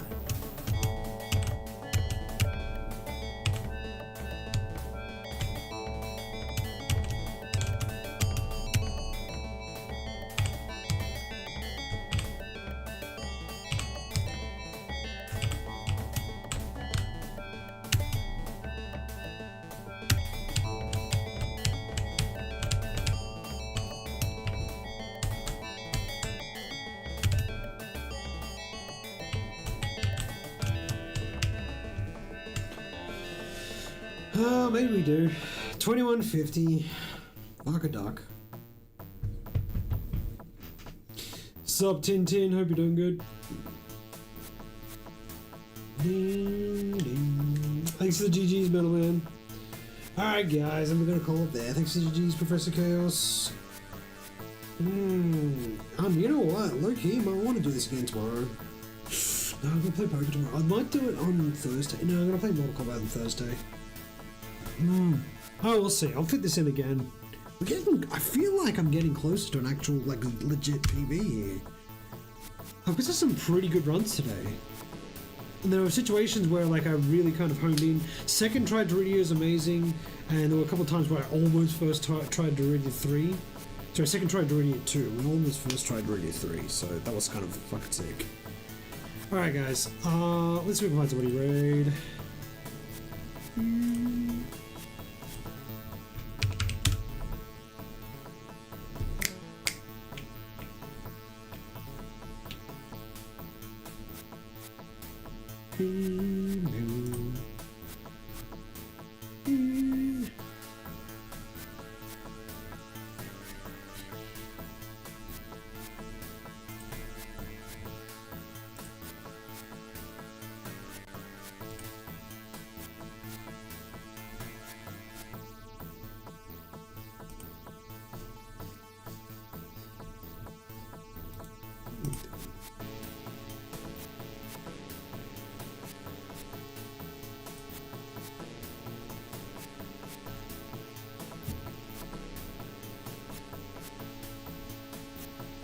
Alright, you know what? I'm gonna raid this fellow Cerberus. He's playing Power World. Power World's alright. It's pretty cool. I played it a tiny little bit when it came out and I haven't touched it since. It looks like it's fucking involved. The dude's got a fucking flying mount. That's cool. But yeah, this dude raids me all the time. Let's go hit him up. Should be fun. Let's go give him the raid.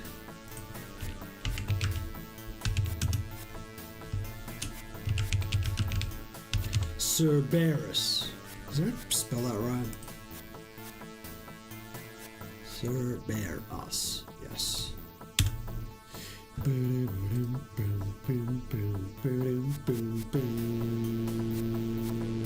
Have a good one, Broseph. Thank you so much, Metal Man.